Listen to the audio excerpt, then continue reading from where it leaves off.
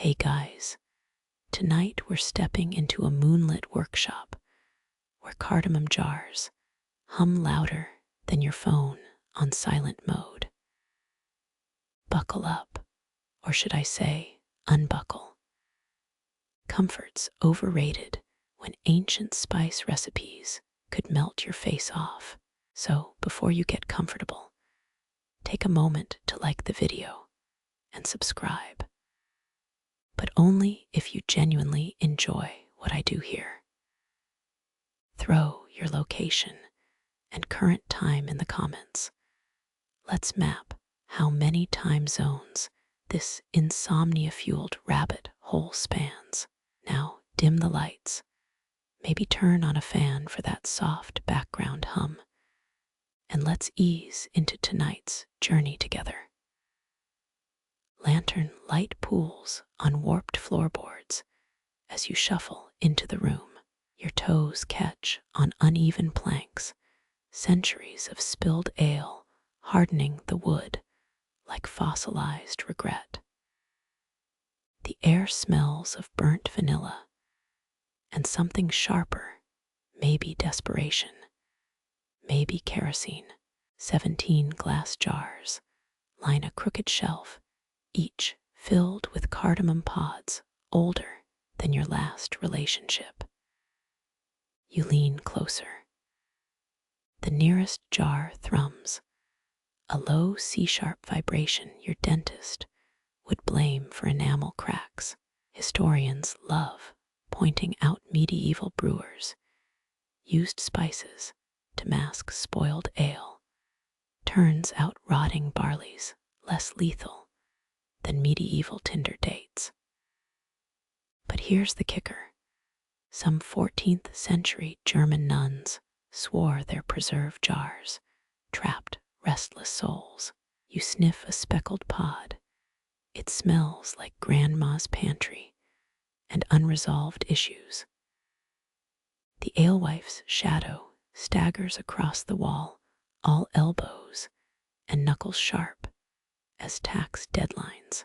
She mumbles inventory under her breath, numbers dissolving like sugar in lukewarm tea. You count with her 3 jars of saffron, 9 of cloves, 42 of weight. 42, that's either a Douglas Adams reference or proof sleep deprivations setting in. A draft riffles your collar. 1 jar glows faintly, its glass streaked with iridescent swirls. You press a palm to it. Warmth bleeds into your skin, or maybe that's latent nerve damage from scrolling. Historians still argue whether alewives added herbs for preservation or to hallucinate better working conditions.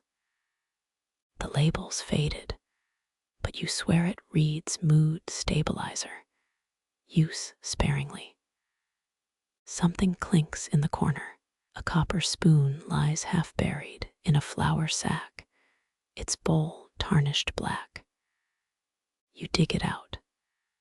The handle's etched with tiny waves, or are they snakes? Either way, it's the perfect tool for stirring trouble, or tonight's 5th cup of chamomile.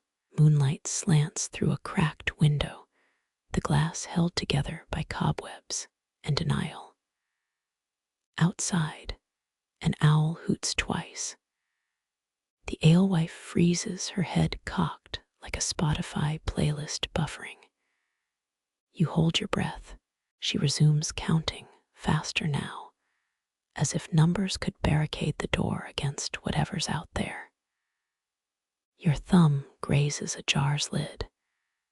It sticks, sealed with something waxy and faintly organic. Medieval beeswax, probably, or earwax, if the owner was into avant-garde conservation methods. The lid pops free.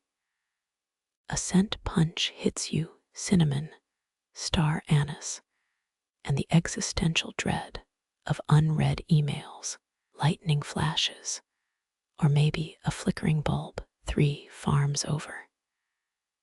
The spoon trembles in your grip. You dip it into the jar. Cardamom cascades like tiny mahogany coffins.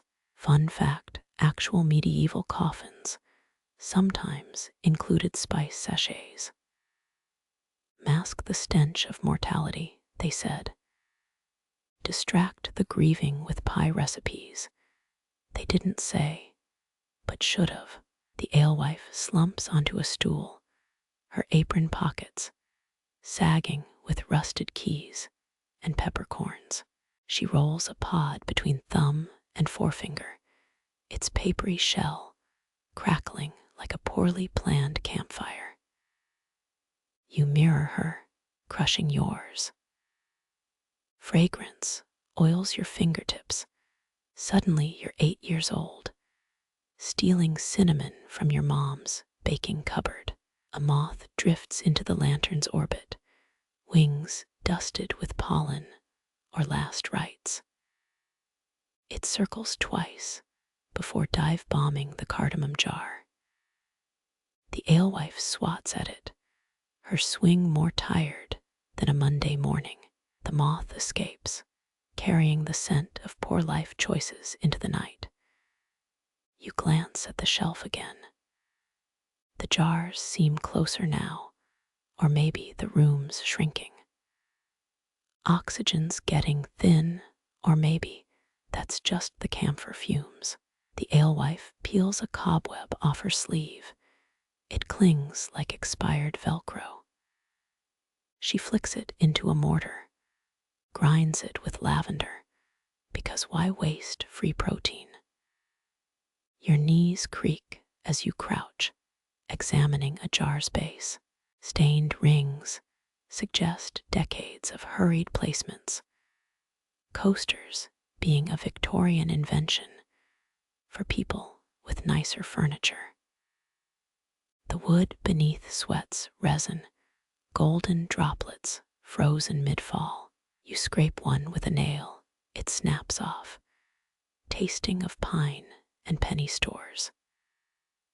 Wind whistles through a knothole, 3 notes that almost form a nursery rhyme.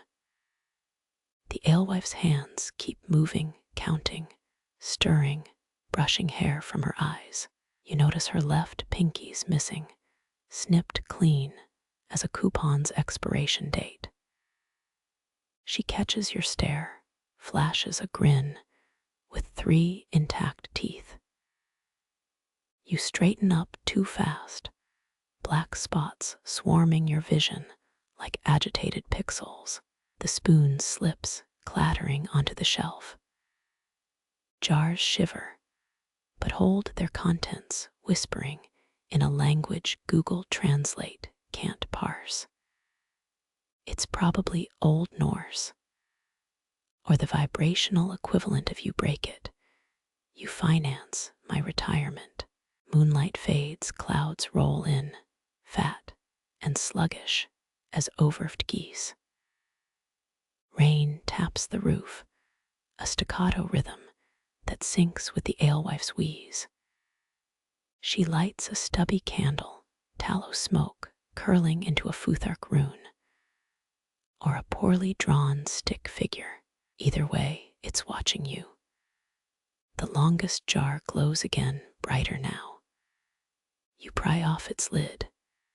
Inside, a tarnished thimble, a lock of hair, 32 cardamom pods.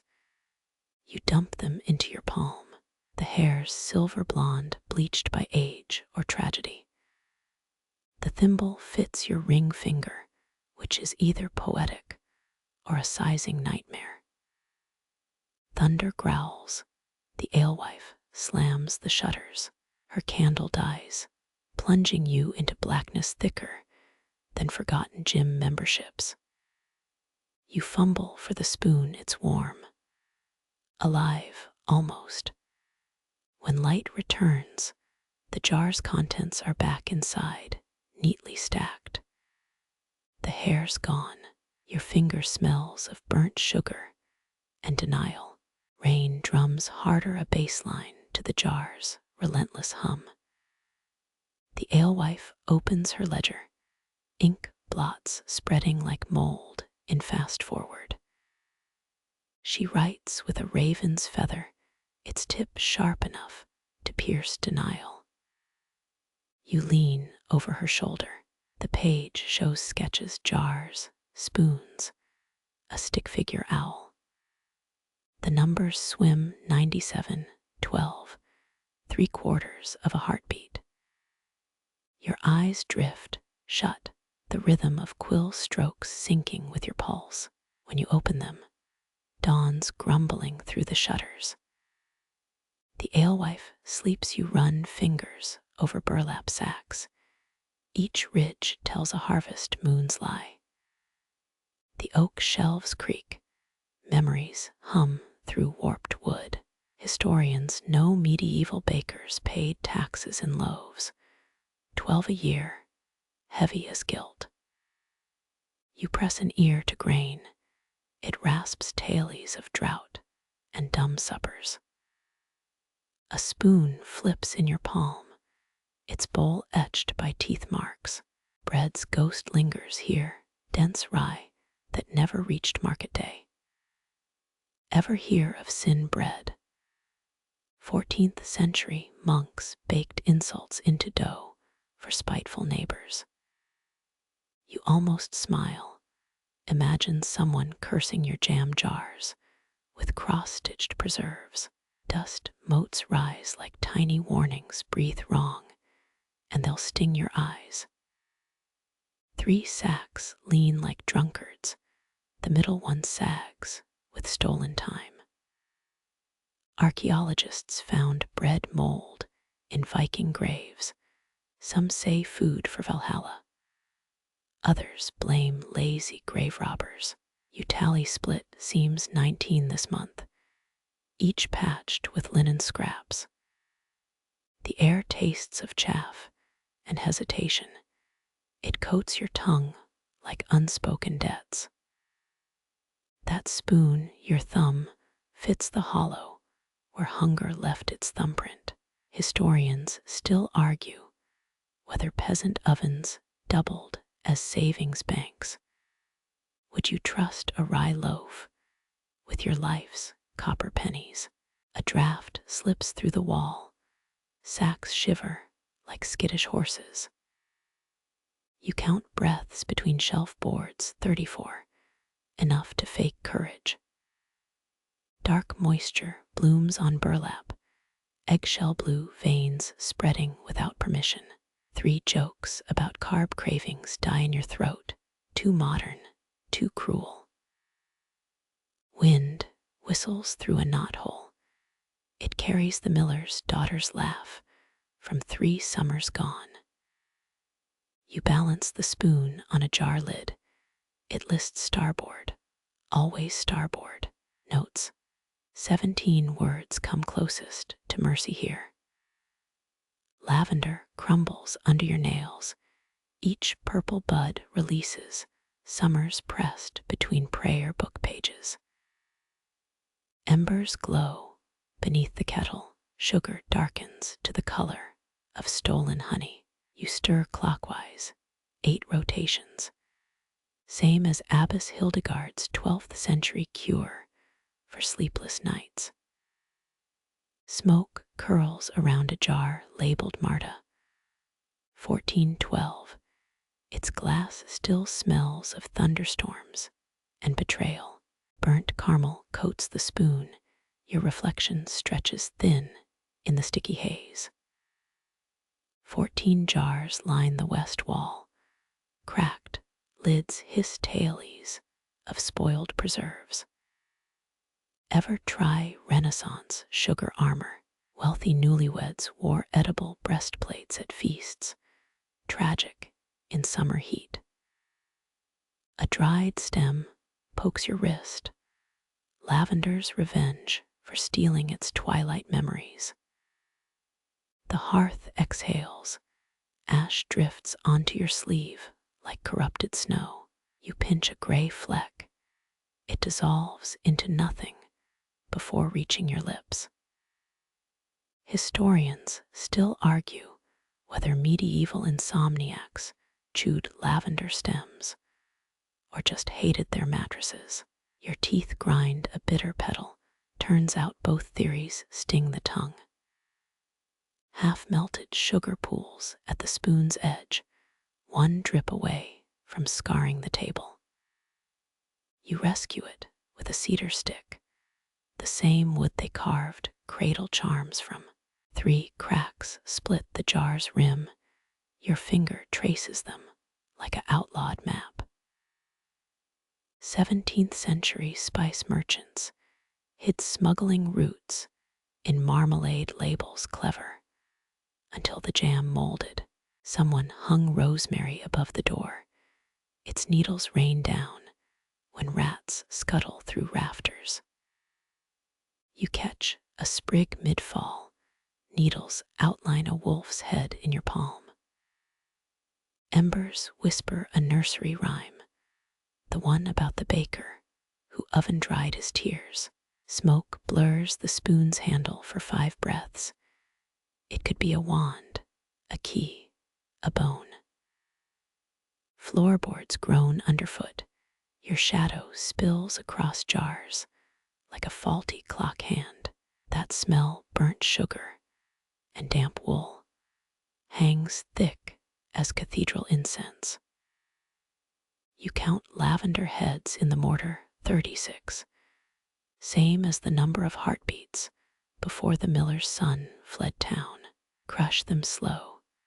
The pestle warms like skin under a midsummer sun. Moonlight slants through coal dust on the window, a weak imitation of dawn.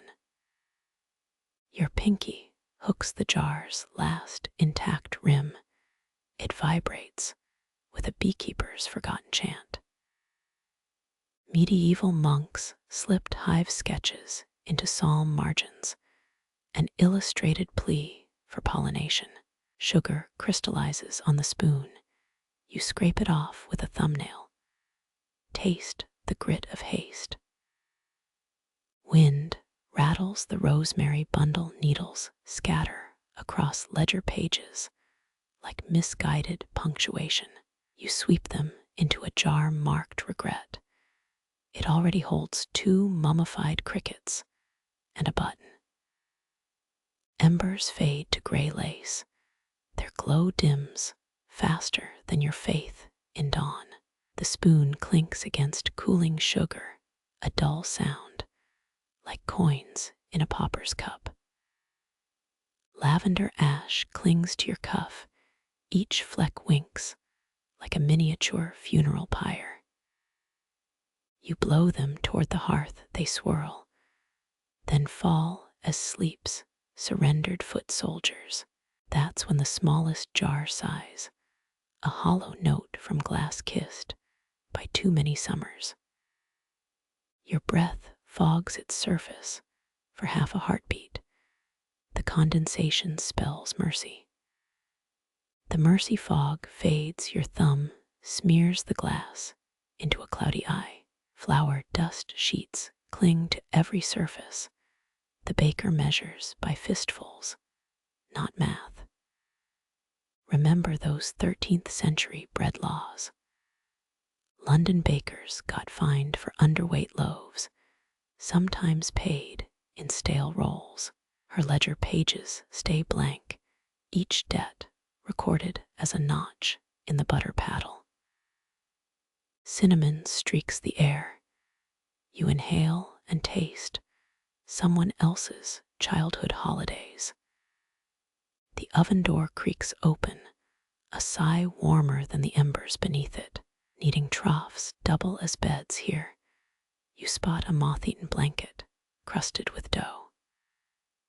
Ever hear of bread being used as rent? Medieval tenants near Winchester paid landlords in rye boule terrible for soup bowls. Debt sticks to your sleeves like burrs. You brush at them, but they're sewn into the fabric. Flour sifts through your fingers, pale as the magistrate's wigs that condemned the miller. Historians still argue whether daily bread meant actual loaves or just coin metaphors. You press a palm print into spilled semolina. Your lifeline maps a road to nowhere. The butter paddle notches catch your sleeve. Each groove whispers a name. Marta, 1412, turns out. She traded 6 jars of quince paste for a wedding veil. Firewood crackles, its smoke smells, suspiciously like the oak pews from St. Hilda's chapel. You squint at flower mites dancing near the hearth. Their waltz puts courtly nobles to shame. Cold iron clangs. The baker slams the oven shut with a hymn's final note. Her apron pockets bulge with peppercorns, and a single die, loaded or lucky. You'll never ask. 6 copper nails pin a recipe to the wall, measurements scratched in what might be sheep's blood. 13th century bakers added ground oyster shells to flour during famines, filling. But hell on teeth. Moonlight bleeds through flour-smeared windows. It coats the room like undercooked pie crust. You pocket a cinnamon stick, snapped in thirds, 3 wishes, 3 debts, 3 ways to starve. The oven exhales again. This time, the heat carries the tang of overripe apples. That blank ledger stares. You dribble honey on its cover. Watch ants stage a palace coup. Rats gnaw a sack in the corner. Their feast sounds like rain on a tin roof. You count bite marks instead of sheep. 11 crescent moons etched into burlap. A thimble rolled in flour becomes a tiny bell. You shake it, but the baker doesn't turn. Firelight glints on the butter, paddles notches for a breath. They look like musical notation. Someone chalked a circle on the floor. Salt lines blur where flour drifts over them. You step inside anyway. The baker's shadow stretches long enough to lick the ceiling beams. Ever try sneezing in a flour cloud? It's like summoning a ghost in a powder wig. Your next breath comes out white. The air itself seems to curdle. The oven inhales now. A draft tugs your hem toward the fire. You plant your soles and hum that tune the miller's wife sang while drowning her yeast. Cinnamon, rust, and regret simmer into a fragrance no perfumer would bottle. That's when you spot it, a single perfect roll cooling on the windowsill, untouched by rodents or rot. Wind shivers through a crack in the wall. The roll's crust flakes like gilded parchment. You break it open. Steam rises in the shape of a key, a noose, a wheat stalk. The first bite sticks in your throat, sweeter than communion wafers, heavier than a merchant's lie. Flour dusts your lips. You wear it like the baker's silent benediction. The envelope sticks to the windowsill. Salt crystals crackle as you peel it free. Postmarks bleed into sepia stains. Alexandria, Marseille. Ports swallowed by tides you'll only dream of crossing. Sea air haunts the paper. It smells of brine and the vinegar Romans used to preserve scrolls. Your thumbnail splits the wax seal, a phoenix drowning in its own flames. Inside, a shipping manifest lists 12 jars of saffron, all water damaged to illegibility, but the last entry, 10 spoons iron, tarnished, marked with a crest resembling a ship's broken wheel. The paper shreds at your touch. Centuries of damp left it brittle as communion wafers. Historians still argue whether medieval sailors ate citrus to prevent scurvy or just preferred rotten ale. You lick a salt crust, it dissolves into the aftertaste of 14th century Venetian trade wars. Ever heard of ghost spices? Some merchant logs mention cargo that vanished from locked holds. No rats, no leaks. A spoon slips from the envelope. Its bowl cradles a drop of seawater that shouldn't exist this far inland. The barnacled metal leaves a green smear on your palm, patina or poison. You can't tell.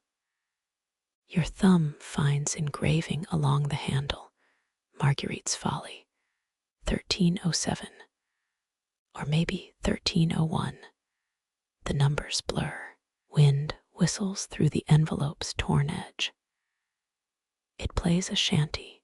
Even the baker pauses to hear. Salt creeps into the spoon's hollow. You shake it, but the grains cling like shipwreck survivors. That's when you notice the tiny sketch in the margin. A mermaid scaling a lighthouse with a jar in each hand. Scholars insist medieval mapmakers hid jokes in their margins. This one winks at you through the stain. The baker's knife scrapes the envelope. She slices it into strips for kindling without a glance. Fire devours Alexandrian dates and Marseillaise soap orders. Ash floats up as counterfeit snow. You pocket the least charred spoon. Its weight warms against your thigh like a smuggled secret. Rain taps the window. Each drop leaves a salt ring on the glass. You tally them until the pane becomes a ledger of storms you'll never sail through. The baker spits into the hearth. Her saliva sizzles like the Mediterranean voyages described in the burnt letters. Moonlight turns the remaining spoons into liquid silver. They pool on the table, trembling at each draft. Your fingerprint etches a path through the salt. A coastline eroding faster than you can map it. That's the problem with messages from the sea. They arrive salted, pickled, and half-eaten by the horizon. The last spoon vibrates, a hum low enough to shiver your molars. You press it to the wall. The stones sing back in a chord of rust and regret. Ever wonder why sailors nailed spoons to masts? Some said it quieted storms. Others claimed it angered them. The vibration stops when you whisper Marguerite. The air tastes less like salt and more like absolution. Dawn finds you polishing the spoon with cider vinegar. The metal gleams dully. Eat your reflection. Outside, the baker chucks salt over her left shoulder, half for luck, half to blind the debt collector's horse. You fold the envelope's remnants into a paper schooner. It capsizes in a puddle before reaching the road. Salt grinds under your boots as you leave, each crunch a ruined treaty, a sunk galleon, a prayer spat overboard.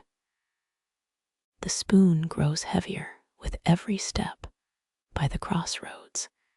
It could anchor a cathedral. You don't look back, but the taste of Marseille never quite leaves your tongue. Candlelight bends the beeswax stalactites into living things. Each drip catches its shadow halfway down the wall. You name them as they fall. This one procrastination, that one regret. The Alewife shelves sag under comb-filled jars, hexagonal tombs for sunlight stolen last June. 17th century monks timed prayers by wax pools. Your thumb measures hours in melted centuries. Instead, a shadow stretches long across the floor. You christen it mortgage before laughing at your own joke. The sweet rot of spoiled honey coats your tongue. Medieval beekeepers once used urine to calm hives. Historians still argue whether candle drippings predicted wars or just bad harvests. You blow on a cooling droplet. It shivers like the doddering bishop who blessed these hives. Your knife cracks a honeycomb cell. Amber oozes slower than gossip in a convent.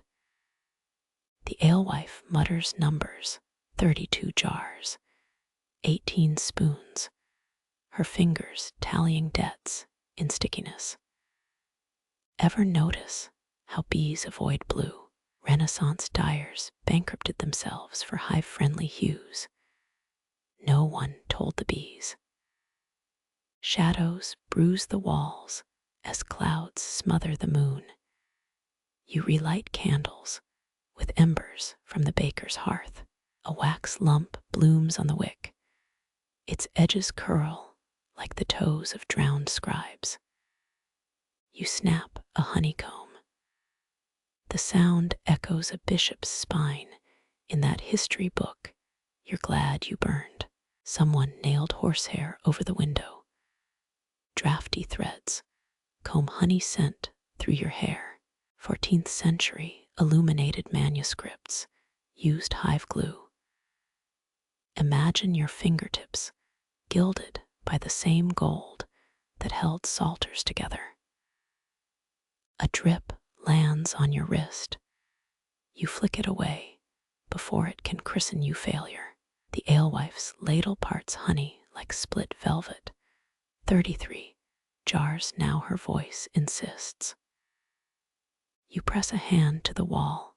Warmth bleeds through stones laid when honey cured plagues. Shame, they never found a use for accountants. Candle shadows merge into a single black puddle.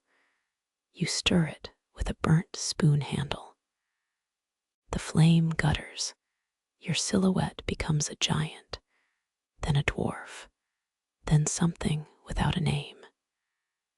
Ever try writing your fears in wax? It melts faster than you can spell bankruptcy. Dawn creeps in. The honey pots glow like dragon eggs, half-hatched. You blow out the last candle. Its smoke smells of tired saints and cheaper candles. The alewife licks a spoon clean.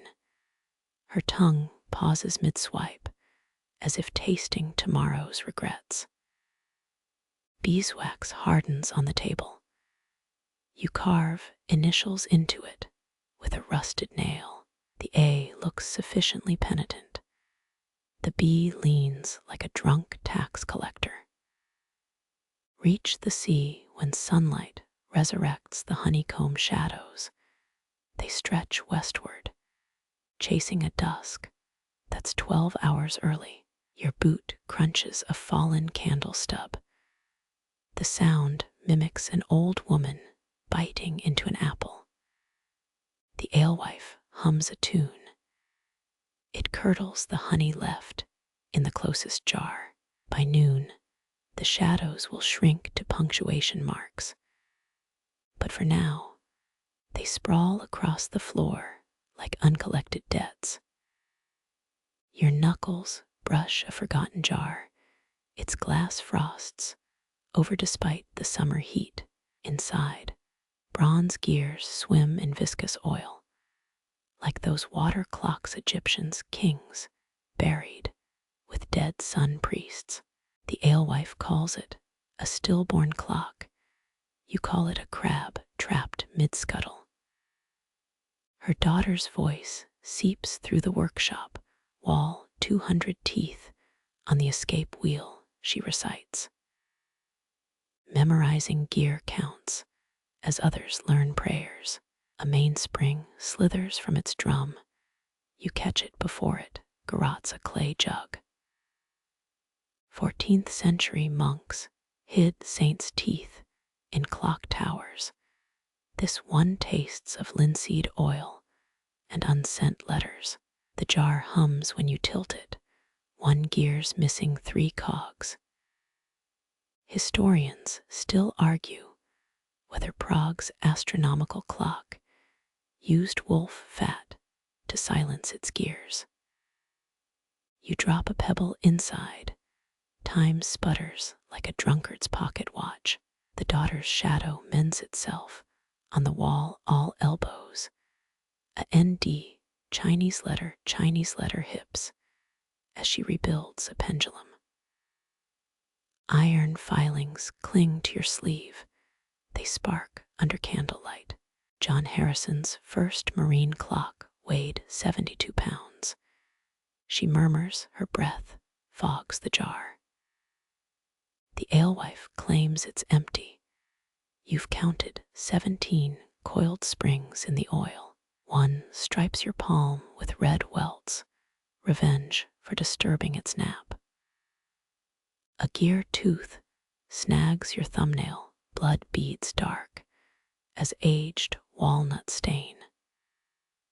16th century clockmakers drank mercury to steady their hands. You suck the cut, regret the wasted varnish. Her laugh spills through cracked plaster, the escape wheels supposed to escape, not you. Stale oil coats your tongue. The jar's breath smells of a stable fire. You name the largest gear Martin after that taxman who died mid-sneeze. The daughter's chant rises 3 beats per second, 3,600 per hour. Her math could strangle a sundial. The mainspring unfurls, 18 inches of spiteful steel. You loop it around a jug, pretend it's a noble's necklace. Monks timed executions with these, she warns. The coil tightens, your makeshift pendant becomes a scar. Oil creeps up your wrist, it puckers skin like century-old parchment. You sketch constellations in the sludge. Orion's belt sags under rust flecks. A gear slices through Cassiopeia, justice served cold and greasy. Her hand appears through the doorway, palm up, demanding springs. You surrender 3, keep a 4th coiled in your boot. The jar groans as its guts rearrange, a sound between a loom and a dying cat. Threading a hairspring feels like coaxing cobwebs into confession. Your fingers shake, too much honey at dawn, not enough bread. She tuts Harrison would fed you to his chronometers. A shutter bangs, the jar exhales camphor and regret. You pocket a thumbnail-sized pinion. The daughter's silence costs exactly 1 gear. Its teeth prickle your thigh through the fabric, reminder of debts, yet unpaid. The alewife's ledger lies open, someone's written time owed in the margin. Candlelight gilds the remaining gears, their edges chew shadows like stale rye. You press an ear to the jar, the oil whispers of shipwrecks timed to the second. The daughter coughs, 14 quick hacks matching the regulator's swing. When the last spring settles, the jar sweats tarnished brass. You seal it with wax stolen from the honey room. Your thumbprint smiles, crooked as a broken winding key. 3 floors down, a tower clock wheezes. The daughter counts its failed strokes. Her sigh bends the flame, 11 minutes slow again. You lick oil from your wrist. It tastes of stolen hours and someone else's ambition. Iron hinges whine like tired bloodhounds. Orange rust drips down splintered wood. You pinch rosemary sprigs from a crumbling pot. Their pine-sharp scent drowns the metal's slow death.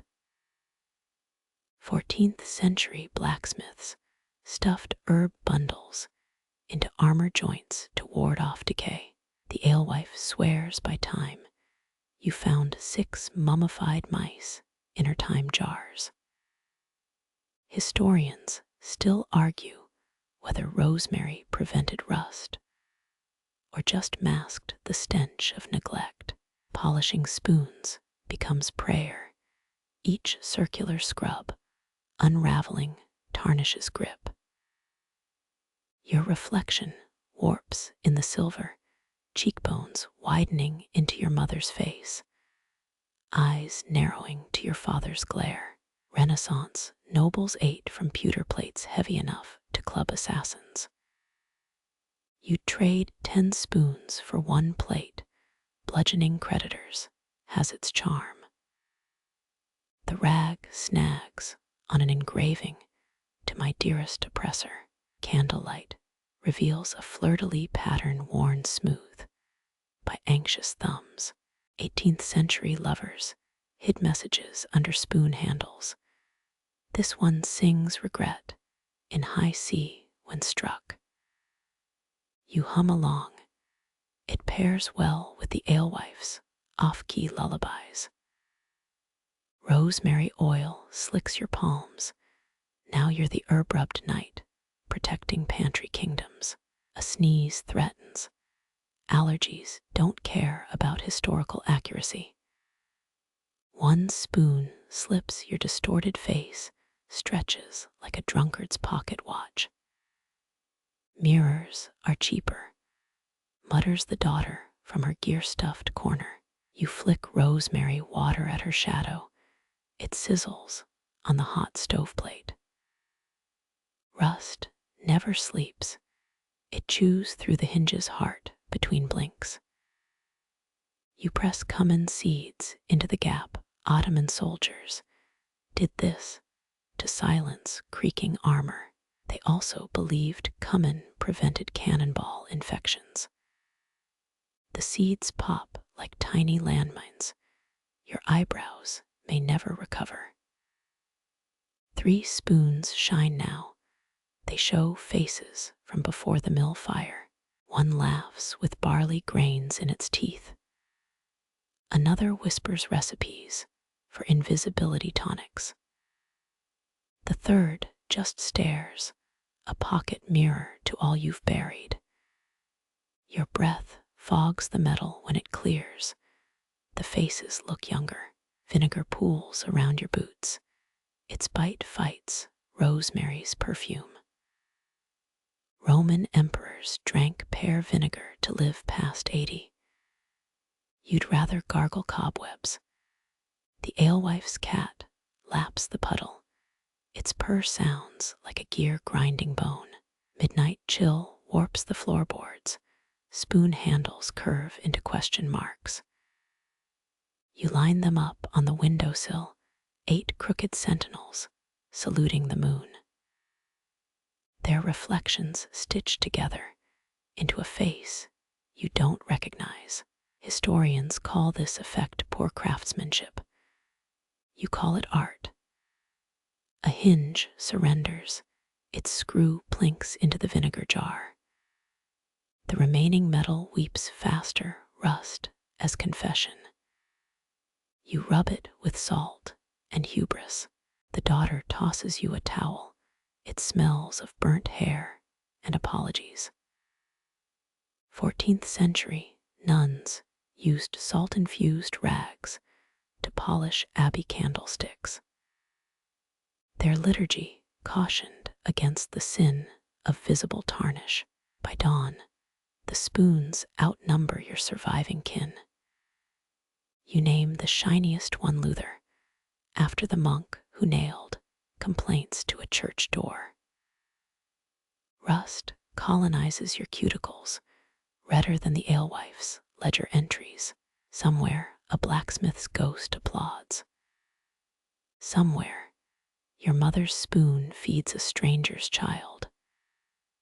Birch bark crunches underfoot, each step releasing crisp notes of wintergreen and decay. You kneel where floorboards warp, there's the ledger, its pages peeled from silver birch. 14th century traders carried these bark sheets for tracking debts, light as a sparrow's sigh. The alewife's tallies aren't numbers, but knife scars, shallow for mercy, deep for desperation. Moonlight stretches the marks into skeletal fingers reaching for your throat. You resist the urge to snap the brittle pages. Norwegian laws once fined vandalizing birch records more than cattle theft. A brown stain blooms at the corner, maybe ink, maybe mead. Historians still argue whether medieval bark etchings were accounts or accidental art. Wind flips a sheet. The backside shows a child's drawing of a three-legged hen. Your laugh startles the cat. It spills over a jar of saffron threads. That's Matilda, rasps the daughter. Her shadow blocks the lantern light. Laid eggs till creditors ate her. The hen's charcoal eye stares, judging your life choices. You trace a tally from the Black Plague year. One long gash for 3 villages, grain debt. The edges curl like burnt parchment, smell of old snow and shame. 13th century monks brewed birch sap into ink. Their recipes included crow's blood and spite. You've got vinegar instead, close enough. Numbers blur into a constellation of grievances. This one for a stolen horse, that for a poisoned well. Your nail catches on a cluster of tiny notches. 37, maybe. Renaissance bakers buried birch ledgers to hex rivals' ovens. The daughter mutters something about bad juju. Her spoon clinks against the luther you shined last week. A page tears. You lick the seam to mend it. Birch tastes like regret and pencil shavings. Tudor midwives chewed the bark during births, believed it numbed both mother and child's pain. The fibers stick to your tongue. Now you're part of the ledger too. Wind riffles through sheets. They rasp a lullaby in F minor. You hum harmony. 98 jars tremble on their shelves. One cracks cardamom and dread seep into the floorboards. The alewife snores through it. Her breath sinks with the creaking roof beams. Count the tallies again. Each mark represents a spoonful of flour, a jar of dill, a day's unspoken fear. You spill candle wax on the oldest page, red, sealing a debt from your great-grandfather's time. 14th century courts accepted wax-blanketed birch as evidence. Matilda, the hen's ink smudges under your thumb. Now she's a 4-legged ghost. Your stomach growls. The daughter tosses a rock-hard biscuit. It cracks the silence, and a molar. Eat slower, she says, grinning. The moon dips, dawn licks the ledger's spine. By first light, the tallies multiply in your peripheral vision. Blink, they shrink back. 12 sheets flutter into the cold hearth. Ashes rise like unbalanced accounts. You pocket one scrap, its notches warm against your thigh. Somewhere, a 3-legged hen clucks. Centuries fold debt, and time taste the same. Cold gnaws through the door crack. Your breath hangs as frost on milk jugs. Their glass sweats icy tears.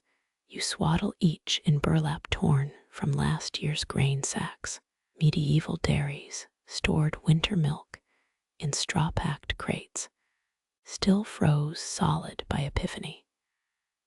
Your thumb skims a jug's surface. The frost-etched pattern mirrors your chapped knuckles.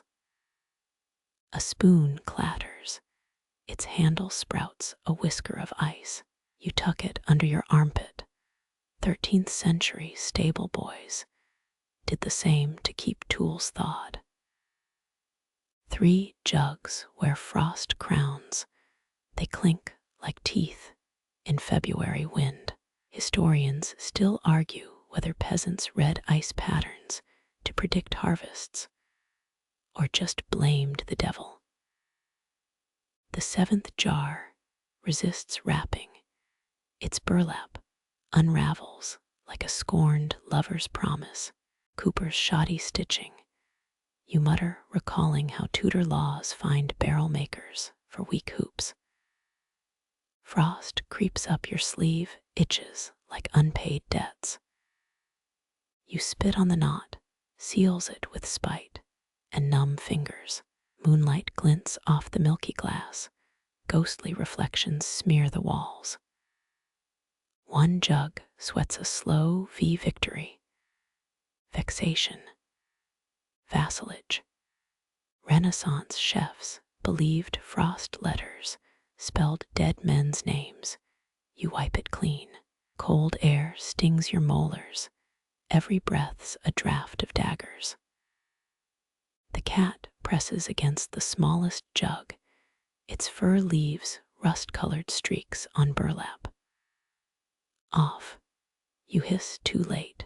14th century maids burned rosemary to sanctify tainted dairy. You settle for a kick at the hearth. Embers wince. Ash drifts over the spoiled jar like false snow. Your heel crushes a frozen spill, maple syrup, and regret fossilized since autumn. Tudor wives used sweetened frost to mask sour milk. Their children sang hymns to conceal coughs. You chip a shard, suck the gritty sweetness. It tastes like stolen sacrament. Wind howls through a knothole. The jugs shudder in unison. You plug the gap with a wad of chamomile sachets. Edwardian midwives swore the herb dulled winter's bite. The burlap bulge quivers, resembling a hanged man's hood. 7 years bad luck, or 7 minutes peace. Dawn leaks through warped shutters. Frost patterns dissolve into watery apologies. The cat licks a jug's sweat. Its tongue sticks fast. Serves you right, you whisper, pouring yesterday's whiskey over the freed flesh. Dutch taverns once sold mulled milk with rum, drunkenness, disguised as charity. Last jug secured, you count them like misbehaving pupils. 18 burlap bundles quake on the shelf. A crack snakes through the largest. Milk seeps slow as a widow's vigil. You press a finger to the fissure. Cold seals it with a liar's kiss. Morning bells toll, 3 notes swallowed by fog. The alewife's ledger lies open, today's entry. Frost-proofing, 7 spoons of whiskey, 1 cat's dignity. Frozen syrup clings to your boot, leaves sticky halos with each step toward the silent hearth. Your boots sink into flour, dust 3 generations dead, the mill's heartbeat gone with the river that once fed it. 17th century millers wore iron bells to ward off grain demons. Your spoon clinks against empty air in mockery. A timber groans above, splinters rain down like punitive confetti. Historians still argue whether the great drought killed this mill or if the owner's wife poisoned the wheelwright mid-quarrel. Sunlight bleeds through cracked roof slats. Each beam clutches a billion swirling motes. You stir the dead air, flour particles rise like ghostly bread. The spoon handle warps, carved by some long-dead apprentice recovering from a mead headache. 1870s mills added gypsum to cheap flour. Your lungs itch with phantom adulterants. One window rattles its shattered pane, wears a spiderweb thicker than Tudor gauze. You press a palm to the quernstone, cold as a banker's ledger. Medieval millers took payment in grain not coin. Modernity prefers bankruptcy. Your thumbnail chips. Flakes join the dust of failed harvests. Beneath the grinding platform, a mouse carcass, mummified in white powder. 16th century rodent bones found in English flour suggest lax standards or desperate protein supplements. You nudge it with your toe. Its skull rolls like a misplaced die. The spoon trembles, balance disrupted by centuries of bad decisions. Wind whistles through a knothole shaped like Cornwall. You jam the spoon, handle first, into the gap. Wood groans, but holds. 1912 strike logs list this mill's debts. 300 pounds owed to a dead man's ghost. A flour sack clings to your calf. Its burlap whispers of dysentery outbreaks. Rot seeps from the support beams, stink masked by nostalgia's perfume. You dip the spoon into an imaginary sack, lift nothing but memories. Victorian millers bleached flour with alum and chalk, stomach aches sold as progress. Your gut clenches, sympathy pains for gluten martyrs. Shadows pool where the millstone once turned, its absence a cave mouth. Historians still argue whether Saxon millers buried stillborn children under grinders for luck. No one's volunteering to dig. You crouch, trace a finger through dust where the mechanism gnashed. The cat follows, leaves paw prints spelling meat in Old French. You scatter the letters. 8th century monks blamed cats for sourdough failures. A splinter pierces your kneecap, revenge for meddling. Blood beads drips onto a half-buried ledger page. Interest compounded quarterly blurs into help us. Dusk paints the rafters orange. The spoon's shadow stretches like a gallows tree.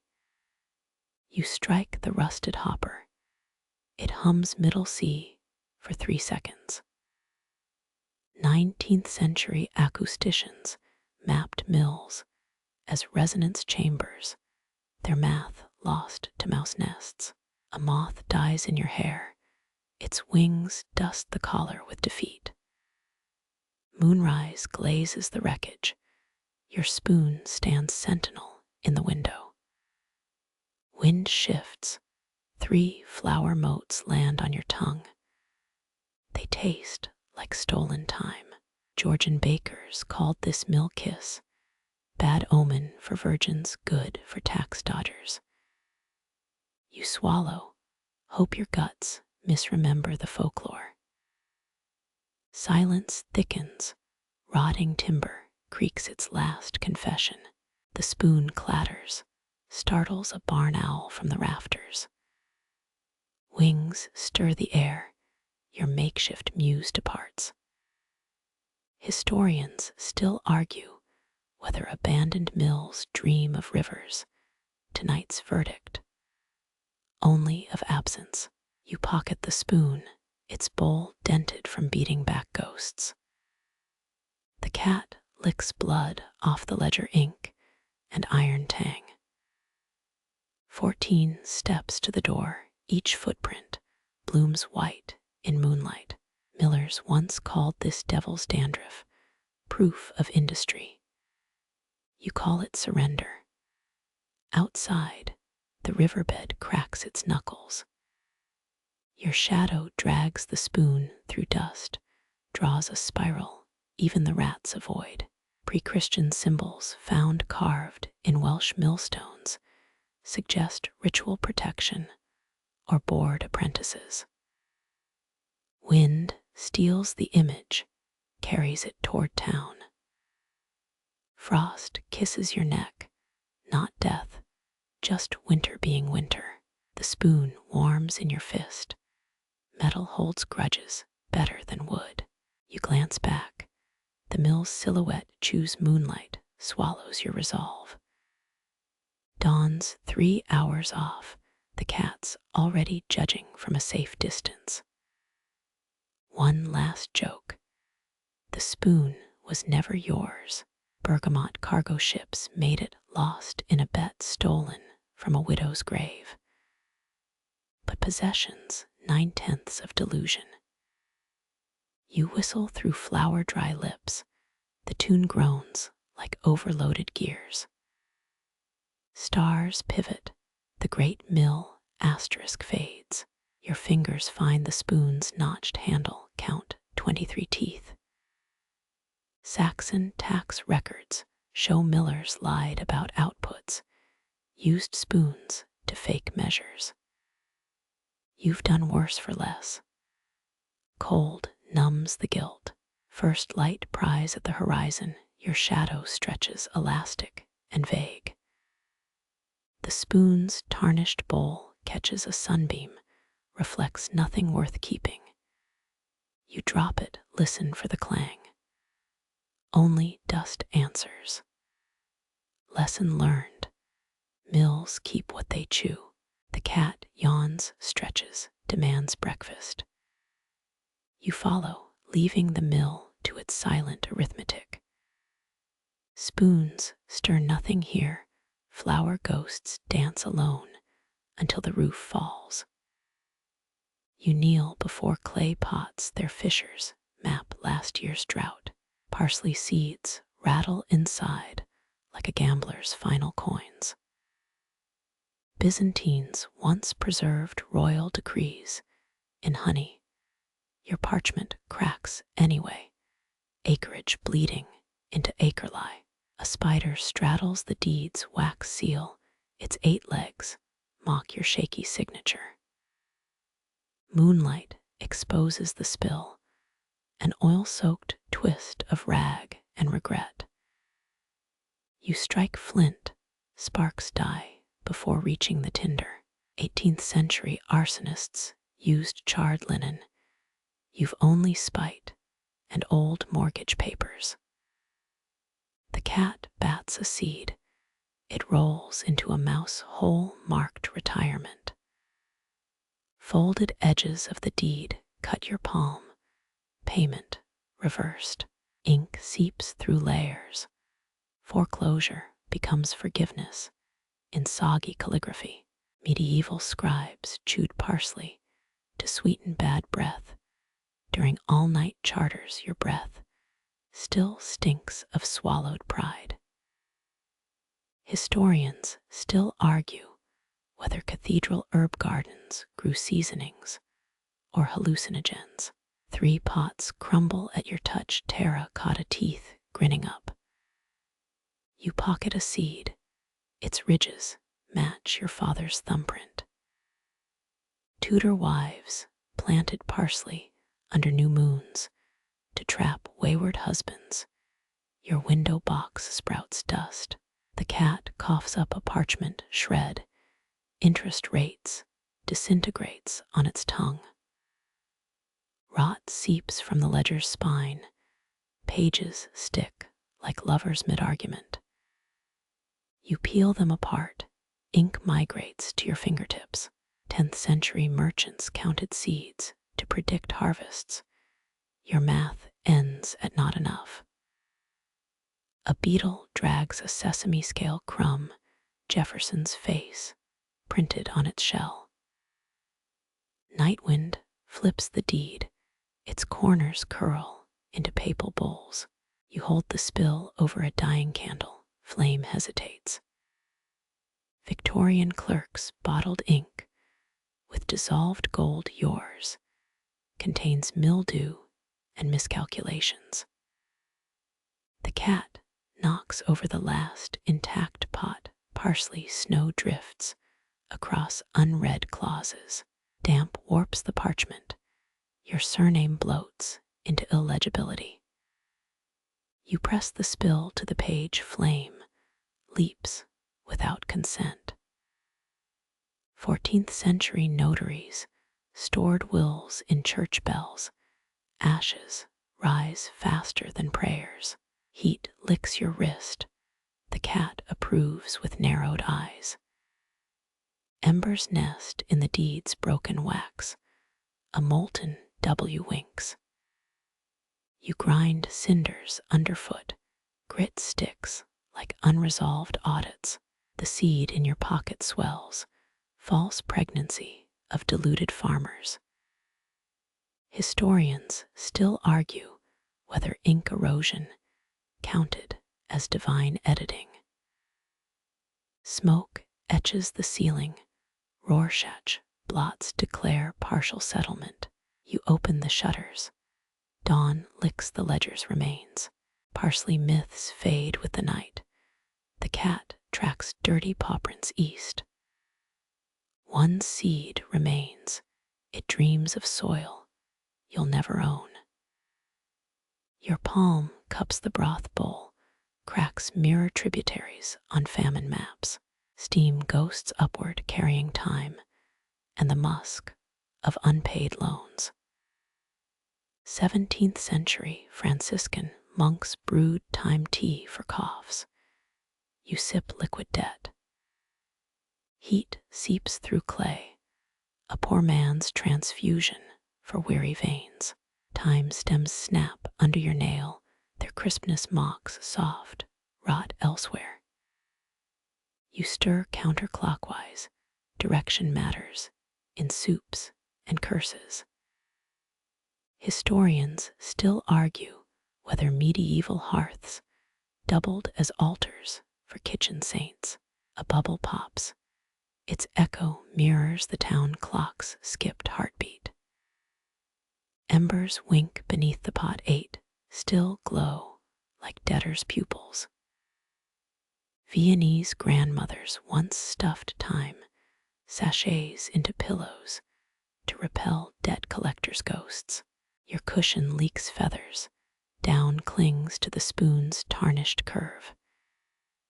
Heat warps the handle, the metal curves into a creditor's smirk. Fat floats, translucent islands on a broth-colored sea. You skim them with a birch twig. 19th century paupers sold such grease as candle wax. Hunger tightens your ribs, a corset made of empty jars. The hearth's breath hitches. Ash dust coats your tongue like counterfeit sugar.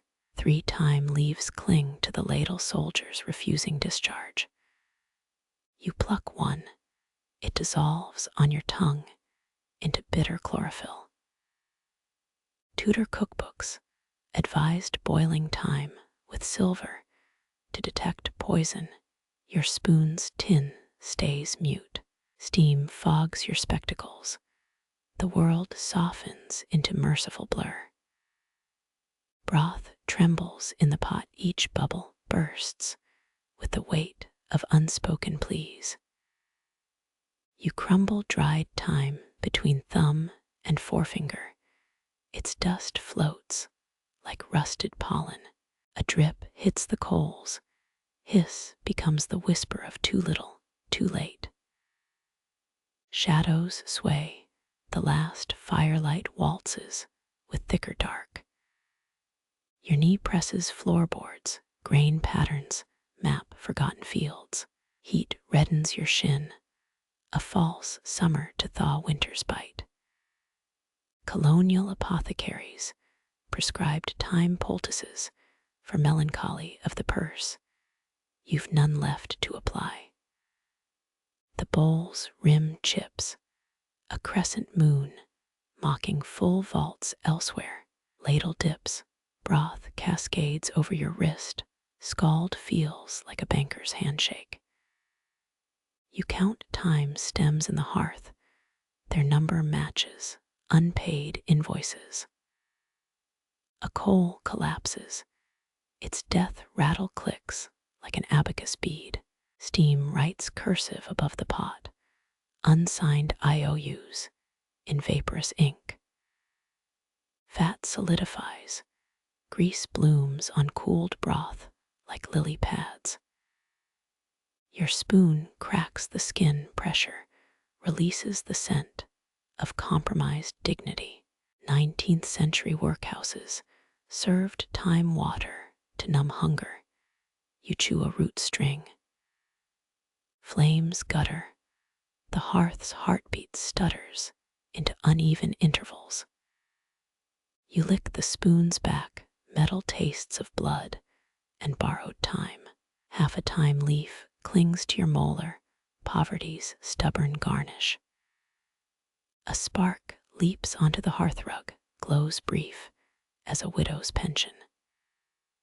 Smoke tendrils braid themselves, a noose too loose to matter. Broth cools, its surface hardens into a map of cracked desert. You press a thumbprint, the fissures reorganize into smaller, identical wastelands. Napoleonic soldiers carried time as a rabies remedy. Your bite marks lack such nobility. Embers dim, your shadow stretches into a thing of debts deferred. The last coal exhales, its death rattle smells of time and burnt hair. You rise, knees pop like corked grievances, finally aired. Cold broth sticks to the pot, tomorrow's breakfast clings like a compromised principle. Hearth ash powders your soles, each step leaves a saint's faded footprint. The ash footprints lead to your threshold, crumbled under new morning frost. You hear the clatter first, hollow quills rattling in a rush basket. The goose woman stands silhouetted, her cloak sewn from 100 wings. Salt crusts her eyebrows, every blink sends a miniature snowfall. She parts her cloak, feathers cascade onto your workbench. Down floats upward, caught in sunbeams like frozen breath. You know the trade, 3 pinions for a thimble of salt. Salt wasn't just seasoning. 13th century English kings taxed it heavier than silver. Your fingers brush a primary feather. Its edge slices air like debt collectors' ledgers. This one, she rasps, knife nail pointing to a speckled quill. Its spine curves, identical to the arch of your mother's handwriting. Goose down coats the nearest jar. White filaments cling like unresolved apologies. Historians still argue whether down pillows symbolized wealth or hubris in Tudor bedrooms. You dig salt from the crock, gray crystals sting chapped palms. Her tongue flicks each feather, testing for the good year's quiver. Medieval Nordic brides carried goose feathers to ward off dead demons. You count 7 pinions, their veins shimmer like oil on wet pavement. A covert feather sticks to your wrist. It pulsates with the rhythm of distant wings. She pockets the salt, leaves behind 1 extra quill. Unspoken rule, every 3rd trade includes a feather for silence. You press it to your ear, Hear the hiss of last autumn's southward V. The goose woman taps her basket. 12 more stops before sundown. Her shadow stretches down the lane, longer and leaner than any natural shape. Down infiltrates your sleeves. Itch becomes a makeshift language. You pluck filaments from jar lips. Each twirls before settling into dust. 14th century scribes used goose quills for Bibles and bogus land deeds. A filament lands on your tongue, tastes of pond scum and petty lies. The payment quill bleeds ink when you stroke it, staining fingertips black. You sketch a feather on the ledger. It becomes a smudged eclipse. Mongol warriors stuffed their arrows with goose down to muffle flight sounds. Your drawing warps, resembles a child's first failed attempt at cursive.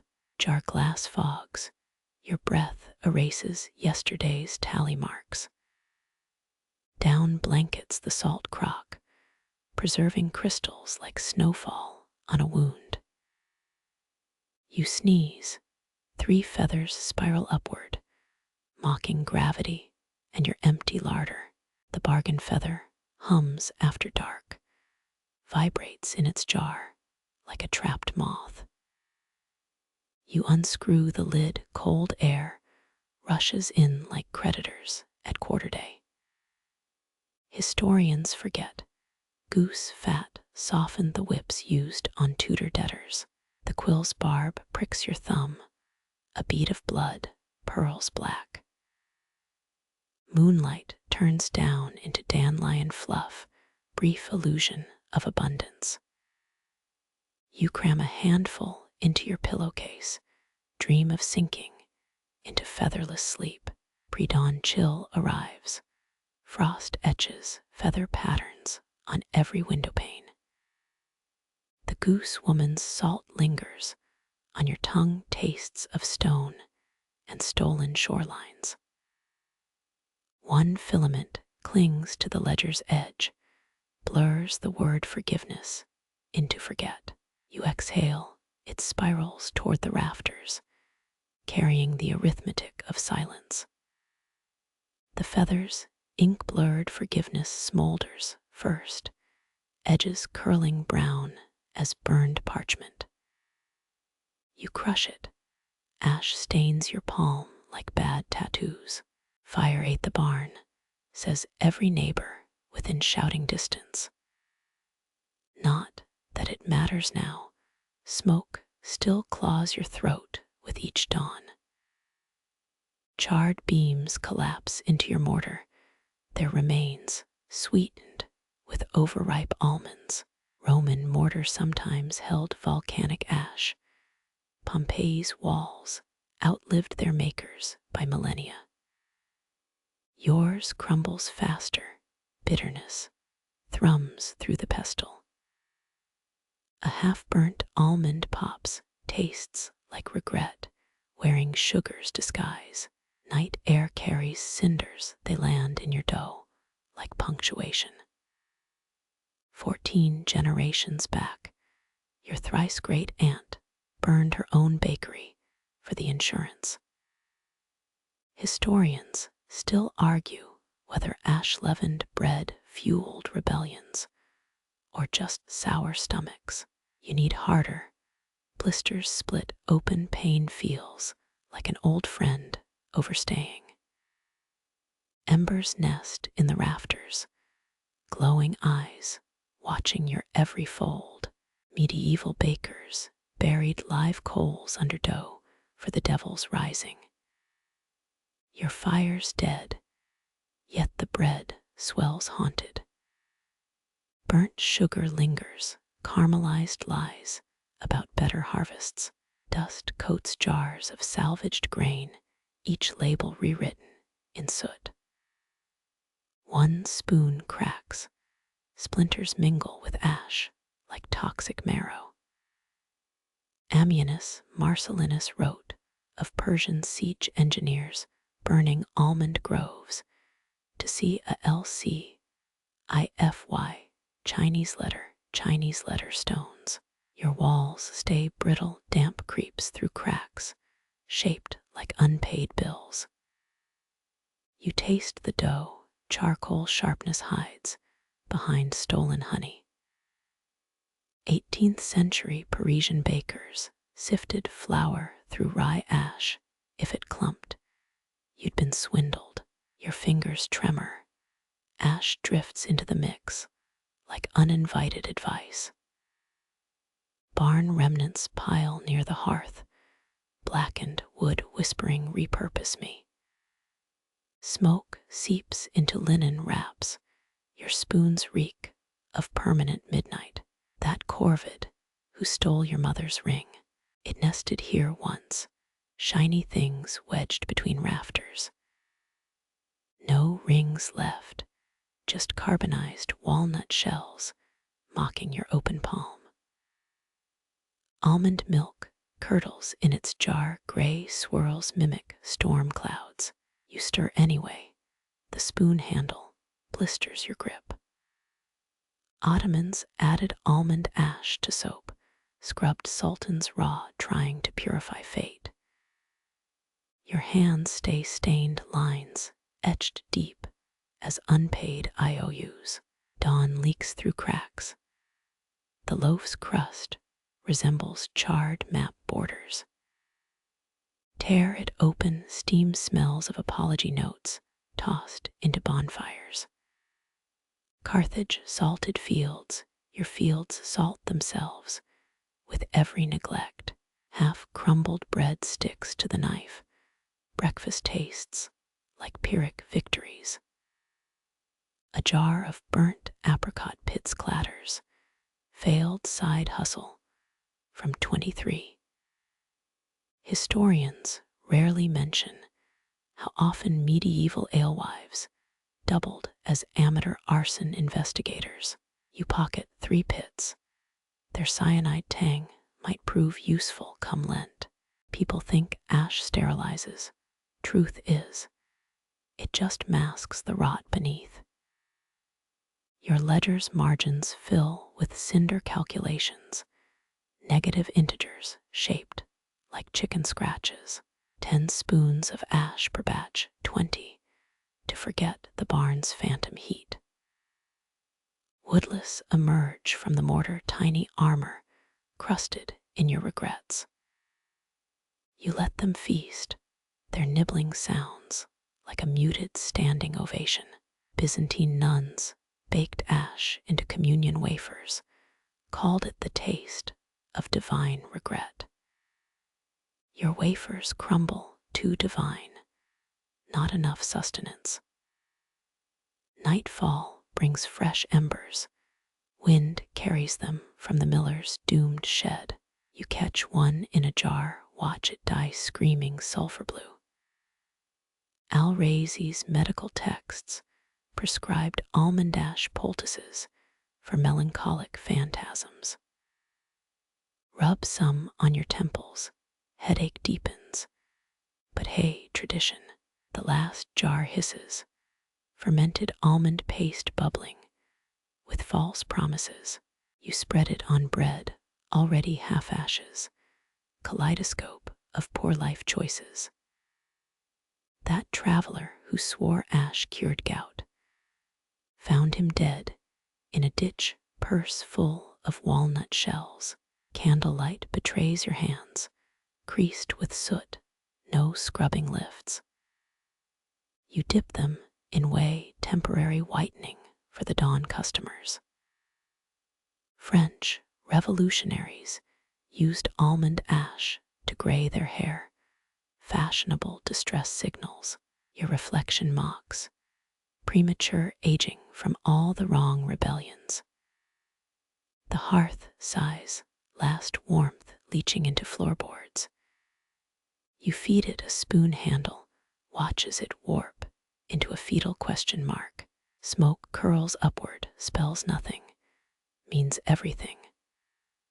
23 days since the barn, still finding charred wheat in your socks. Final inspection. The ash jar's half empty, same as your resolve. You cork it, tuck it between flour sacks, playing Jenga with entropy. Tomorrow's dough will taste no different. Bitterness requires no recipe. Latrine ash clogs the chimney. Your fire's been dead for hours. But the oven stays, cold iron ribs holding up this farce. You spit on the coals, hiss echoes like the goose woman's feather still lodged in the ledger. Damp wool blankets fail to smother the almond reek. You count beams instead of sheep, each crack a dried up river on the ceiling. Fire didn't take everything. Left behind this insomnia of embers and arithmetic. 3 a.m. The miller's cough sinks with your pestil's grind. Ash puffs bloom brief constellations, mapping roads not burned. Your great-grandmother's voice mutters waste, not her ghost, licks almond dust off the table. First customer arrives early, smells the deceit, but buys 2 loaves. Ash sifts through your fingers, coating coins in perennial twilight. You pocket them. Metal warmth fades faster than last night's dreams of unburnt barns. The alewife sleeps, spoon handles poking her ribs like accusatory fingers. Her hands still counting in the dark.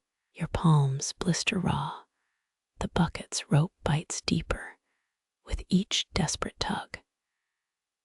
Empty air groans, metal scrapes, stone 3 stories down. Medieval well diggers chased water tables through granite, their songs preserved in English tax records from 1321. Your well plays a crueler tune, its deepest note, a hollow clang where liquid should sigh. Dust coats your tongue, thirst turns every swallow into a betrayal. 13 pulls today, same as yesterday, same as tomorrow's foretold disappointment. Ever heard the one about the Venetian well that allegedly gushed wine on St. Lucy's feast? You're not laughing. Dryness sharpens humor into ache. Splinters nest under your fingernails. Keep them as relics of persistence. The bucket sways, its rusted ribs mock your hopes.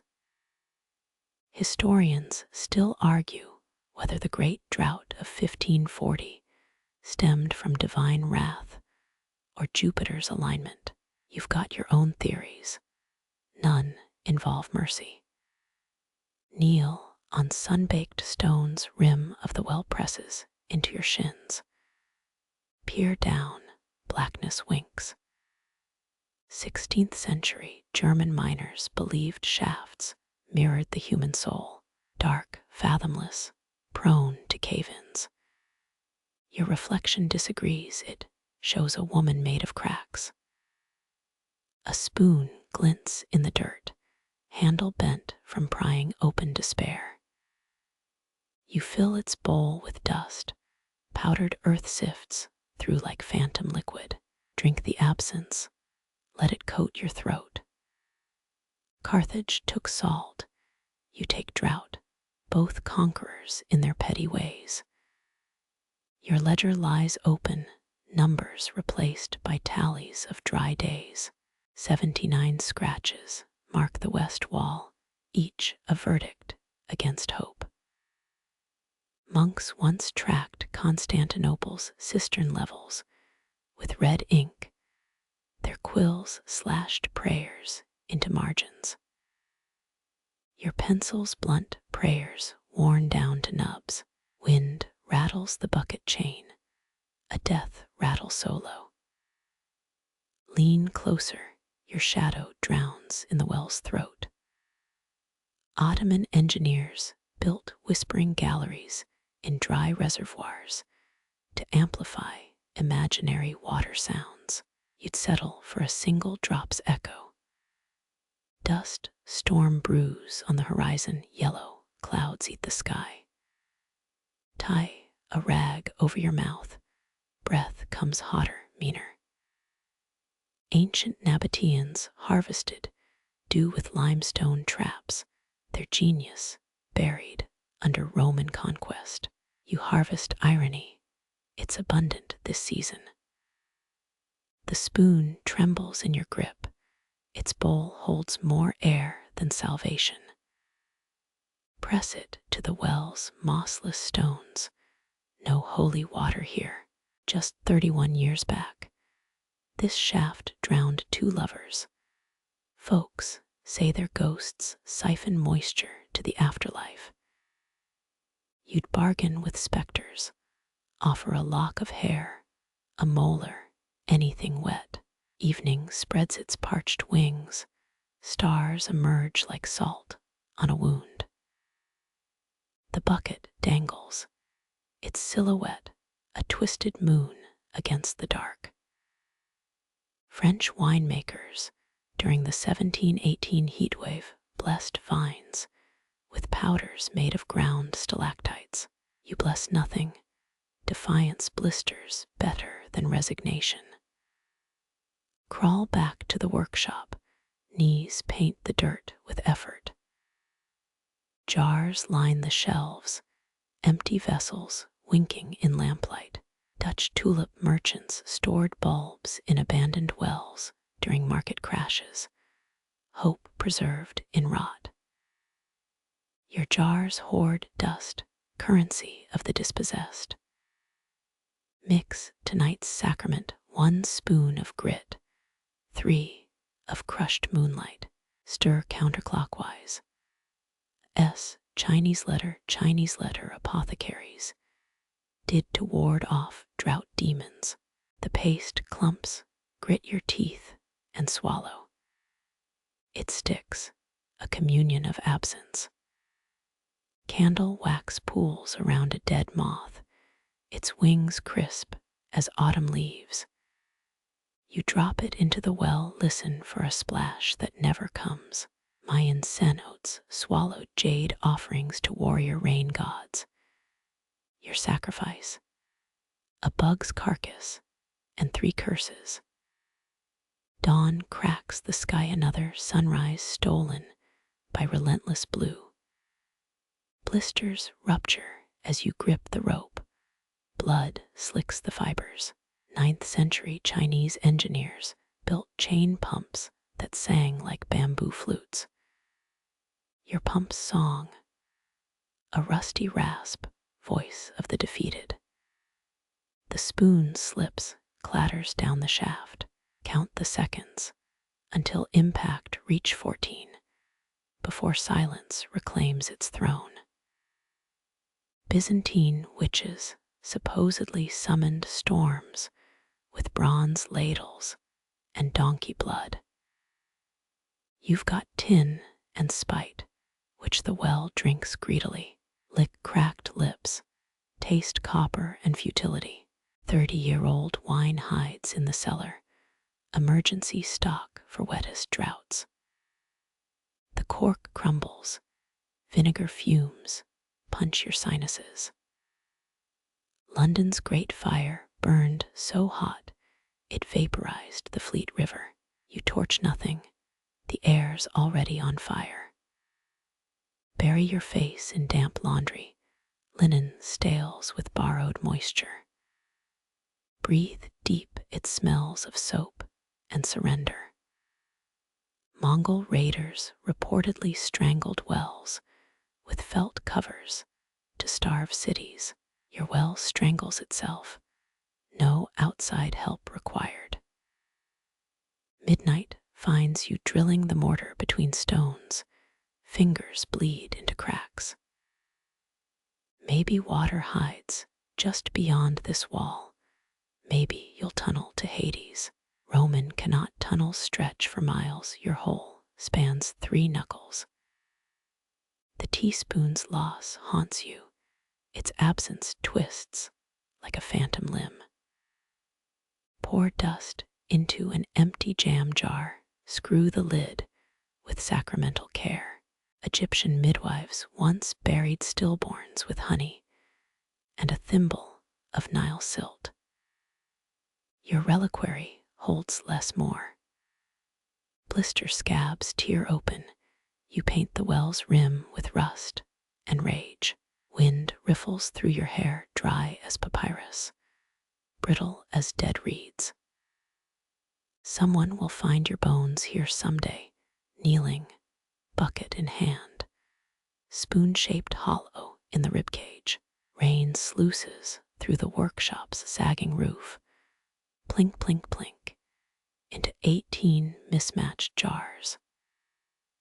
You've stopped naming them. Rust and resignation blur together after the 100th storm. Barley sacks swell in the corners. Damp grain breathes like a living thing. Crusaders brought barley beer to Jerusalem's sieges. Bet they never imagined it fermenting in puddles. Your thumbnail cracks, peeling burlap, mold whispers through torn stitches. Catch a droplet on your tongue. It tastes of moss and metal roofs. Ever met a 12th century Moldavian grain curse? You're courting one now. Green fuzz creeps up your wrists. Kneel in the slurry knots of sprouted barley. Cling to your skirt. 17th century French peasants, planted during lunar eclipses, allegedly tripled their yields. Moon's a no-show tonight. Clouds vomit endless gray. Historians still argue whether the Little Ice Age starved Vikings or just pissed them off. You've got your answer. It's written in mildewed receipts. Scoop bloated grain with both hands. It squelches like a dying frog. Toss it into cracked clay pots. They gulp hungrily. Tudor bakers added sawdust to bread during grain famines, called it forest spice. Your version's crueler, whole wheat with a side of desperation. Rain drums your spine. Shirt clings like a second skin. The smallest jar overflows. You slam its lid to trap rebellion. 43 days since the well ran dry. Now you're drowning in ironic abundance. Pre-Incan farmers built circular terraces to drain flash floods. Their ghostly laughter rattles your rafters. Stir the mush with a splintered spoon. It sucks at the wood. Blow on it. Steam carries the stench of wet dog. Medieval Bavarian brewers believed thunder improved ale's potency. You'd bottle this storm if the jars weren't busy weeping. Lightning forks the sky. Your shadow flinches across fermenting sacks. Count the strikes. 36 before the next thunderclamp. Byzantine tax collectors measured grain stores with iron rods, rusted ones, judging by the math. Your ledger floats nearby, ink bleeding into a Rorschach of defeat. A sack bursts barley geysers across the floor. Scramble to contain it. Palm slices open on a shattered crock. Carthaginian generals salted fields. Nature's returning the favor with compound interest. Crawl toward the driest corner, knees skating on slime. The moon peers through a cloud break, its face scrunched in disgust. 18th century Yorkshire. Wives keened to barley fields during droughts. Songs meant to shame rain gods into compliance. Your vocal cords remember 3 notes. Croak them through a mouthful of chaff. Dawn limps in the storm, reduced to a spiteful drizzle. Lift a jar to the light, water's murky, but drinkable. Swallow greedily, strange rickets crackle between your molars. Aztec rain priests collected virgin precipitation in jade bowls. You've got chipped enamel and regret. The spoiled grain pulsates, pale shoots curl like demon fingers. Stomp them, each crunch echoes through hollow floorboards. Mongol horse soldiers carried parched barley bricks. As emergency rations, yours could mortar a tomb. Wring out your hair, dirty stream patters into a ladle. Offer it to the hearth, fire hisses its disapproval. Victorian gardeners buried glass bells in soil to amplify plant growth. You're burying ambitions under wet socks. Sun pierces the clouds. Steam rises from ruined barley mounds. 17 jars remain unbroken. Each holds a day's worth of maybe. 9th century Chinese alchemists tried transmuting rainwater into rice wine, achieved dysentery. Instead, you're their spiritual heir, boots squishing with every step. Pluck a swollen grain poppet between thumb and forefinger. The burst sounds like a tiny death or a miniature birth. Can't decide which metaphor hurts less. Dutch windmillers spread grain on docks to dry. Yours rots in maritime humidity without the damn ocean. The last jar sweats. Condensation trickles down its fogged sides. Catch a drop on your pinky, suckle it like a newborn. Visigoth armies burned barley fields to starve rivals. Your enemies are time and damp cellulose. Night falls, moonlight glazes the carnage silver. Shelves sag under water weight, sounds like a drunkard's clavicle cracking. You dream of Egyptian grain barges, heavy with golden harvests, headed toward royal bellies. Wake to a cold drip down your neck, the roof's still crying. Harvest the jars at dawn, 17 pounds of water. Give or take a tear. A Carthaginian acre once yielded 500 pounds of barley. Your math comes up rotting. The final sip tastes of rust and roof tar good enough. Legend claims Attila's horse drank only from golden troughs carved from enemy skulls. Your troughs, a chipped soup bowl, same difference when the throat's on fire. Barley sprouts crack through floorboards overnight, thin green fingers grasping at nothing. Historians still argue whether the dust bowl was punishment or pedagogy. You flunked either way, diploma written in mold and missed payments. Rain returns at twilight, every ping on the roof a taunt. Crouch under the leak with open mouth. Let absolution drown you slowly.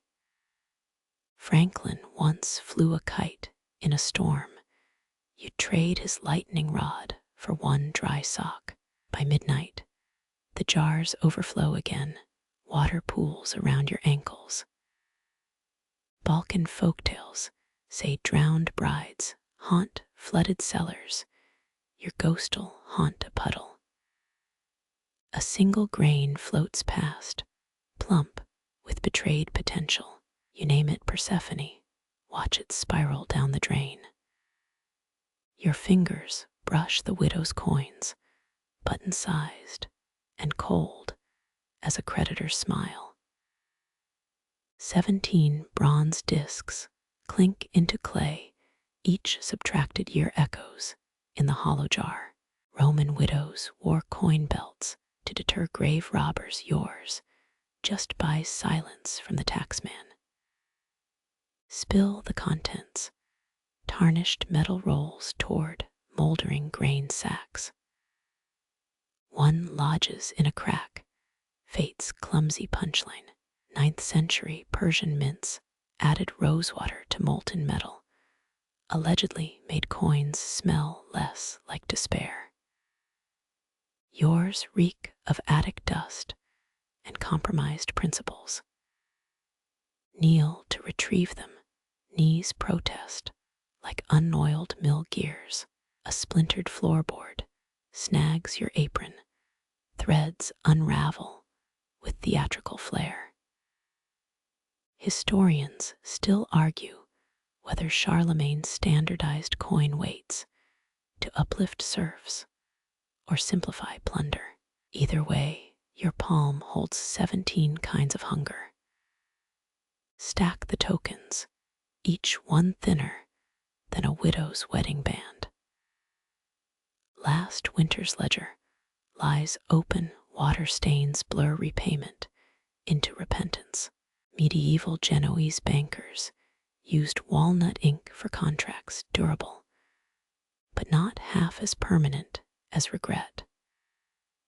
Light a tallow candle, its smoke claws at the rafters. Shadows lick the jars, pickled beets float like preserved hearts. 18th century French chefs served vinegar-soaked vegetables as courage tonics. Your batch could embalm a mammoth. A knock rattles the door, 3 staccato jabs. No breath between. Hide the coins in an empty beet jar. Glass mutes their betrayal. Ottoman tax collectors carried feather quills to denote leniency. This one's got a rusted sickle and a grudge. Breathe through the crack. Payments next week. The lie curdles your tongue. He spits sputum, hits the step with a judge's finality. 17th century Dutchmen auctioned tulip bulbs through closed doors to commerce as blood sport. Retrieve the jar coins, cling to syrupy brine. Shake once, beet juice stains bronze the color of dried scabs. 20th century chemists proved vinegar dissolves copper patina, too bad it can't bleach shame. Count again, 16 coins. Swear you had 17. Check your sleeves. Find a smuggled disc wedged in your elbow's crease. Carthaginian traders sewed coins into their tunics, smart, until the pirates started slicing seams. Ease the last token into the jar. It sinks slower than dignity. Legend claims Cleopatra drank pearl vinegar to impress Mark Antony. You chug pickle brine to postpone eviction. Moonlight leaks through shutters. Coins glow like cat eyes. Arrange them in a circle, pagan ritual or child's game. 10th century Icelandic sagas mention coin whites haunting unpaid debts. Maybe they'll haunt your creditor's sleep instead. A beetle scuttles across the ledger, its legs etch fresh interest rates. Crush it, carapace cracks like a usurer's spine. Victorian entomologists paid villagers per beetle corpse, created their own infestation economy. Wind howls through the chimney, ash snows onto coin-stained hands. Cough twice, lungs rattle like dice in a cup. Tudor alchemists inhaled mercury fumes to clear financial blockages. You'll stick to damp handkerchiefs. The candle dies, wax pools around the jar's base. Peel it free, ripples fossilize into a tiny mountain range. 4th century, Tibetan monks meditated on melting tallow. Enlightenment's overrated when rent's due by dawn. Drain the brine coins clatter onto warped wood. Dry them with your skirt. Fabric drinks vinegar and secrets. Napoleonic soldiers polished buttons with urine. Desperation's always been the best abrasive. First light stains the ledger. Red ink mimics blood spatter. Hide the jar behind flour sacks. Let beetles guard its hollow song. Archaeologists found a Mesopotamian urn full of tax tokens buried where the debtor's house once stood. Your left sock sags, heel worn to a pilgrim's thinness. Thread a coin through the hole, emergency soul repair, or accidental satire. Margaret of Anjou pawned her crown jewels during the Wars of the Roses. We all kneel to the grindstone. Eventually, rain resumes. Drops ping the jar's empty belly. A beetle carcass floats in residual brine, tiny omen, 0 nutritional value. You pocket 16 coins. Let the 17th keep the dark company it deserves.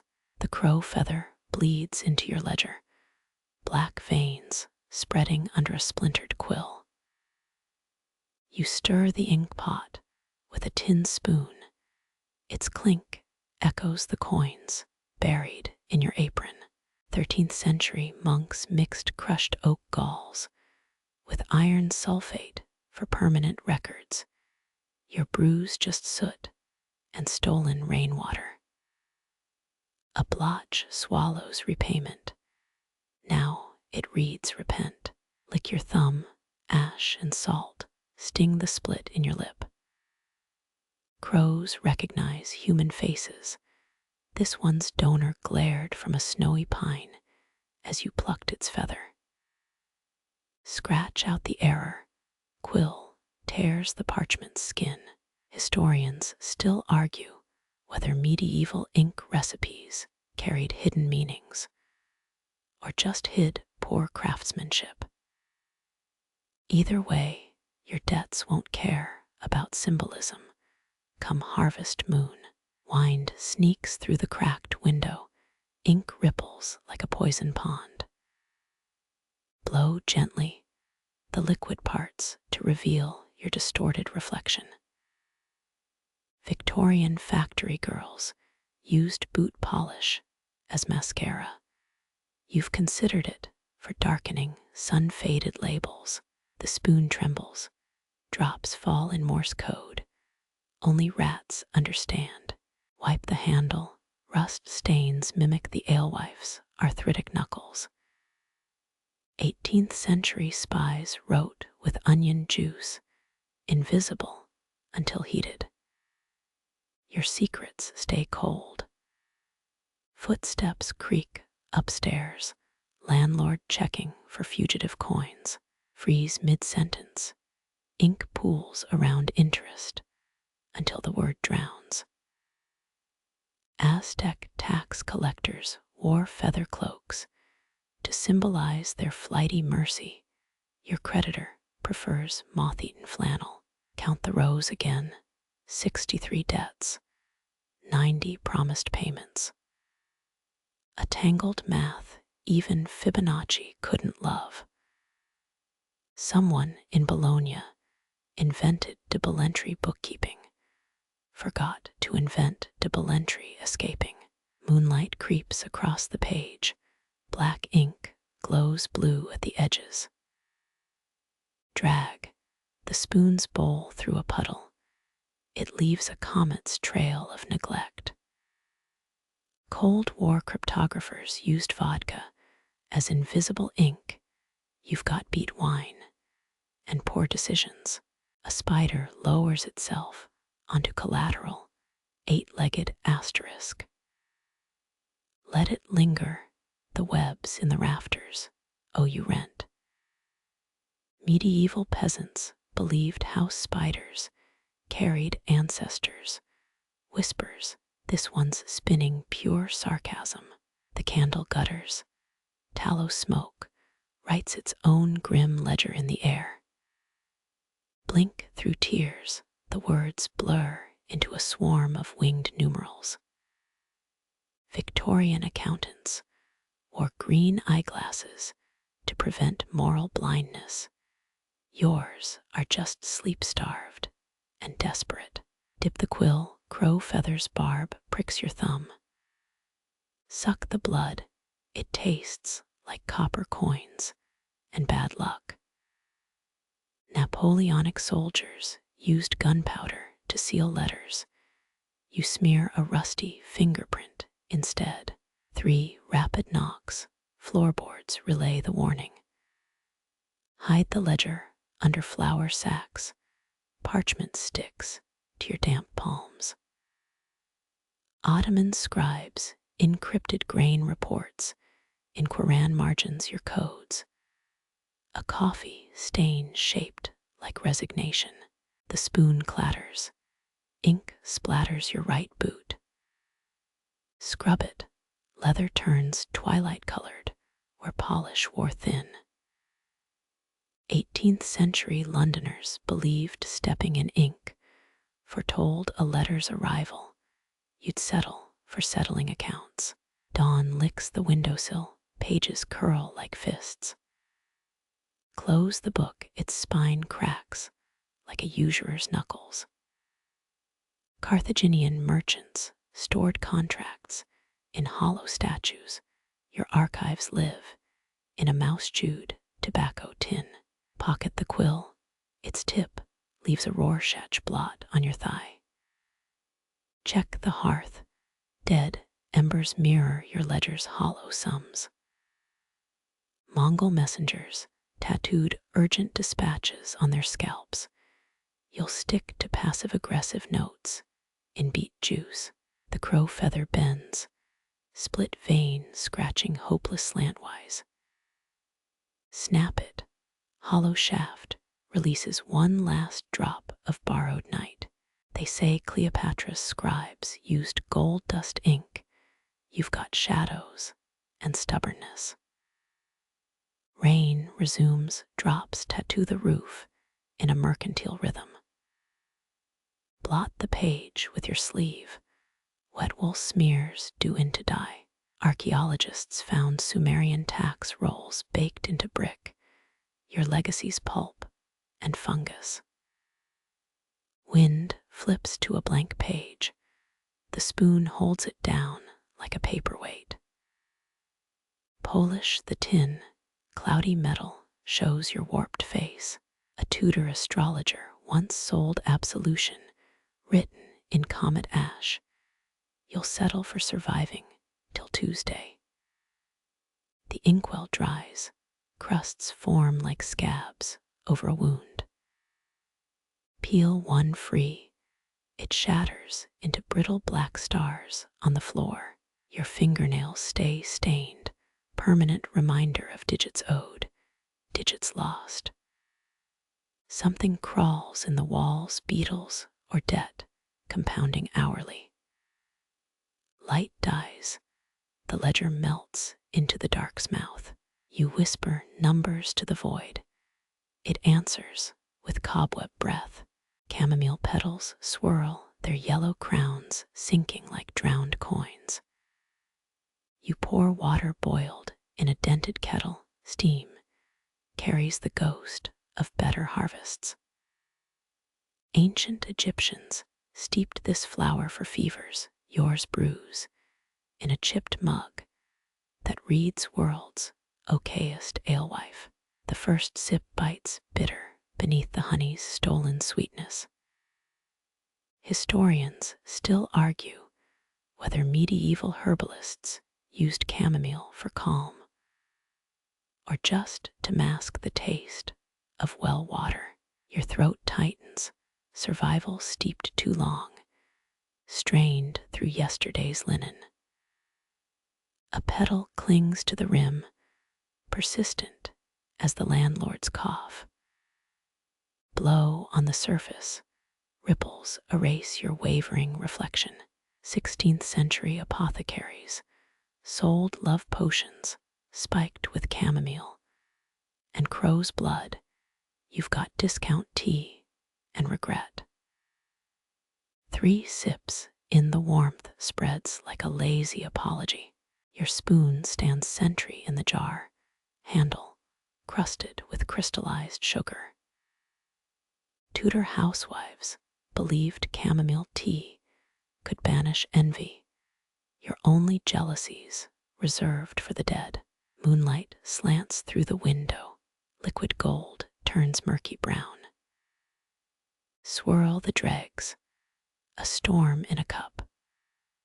Archaeologists found chamomile pollen in Pharaoh Akhenaten's tomb. Yours will leave stains on a thrice mendied apron. The fire coughs, ashes drift into your cup.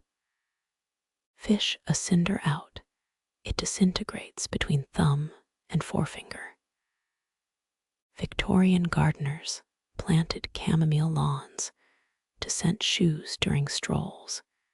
You trample yours under boots caked in mud and unpaid bills. Your pinky dips into the tea, old habit from childhood mock elegance. Lick the droplet, it tastes like steamed dandelions and the lies you told the miller. Aztec healers prescribed chamomile for nightmares. You're wide awake. A moth dives toward the mug, wings singed by candle flame. Rescue it with the spoon, this mercy unpaid, unrecorded. 18th century French nuns embroidered chamomile flowers into altar cloths, your devotions measured in steeped compromises.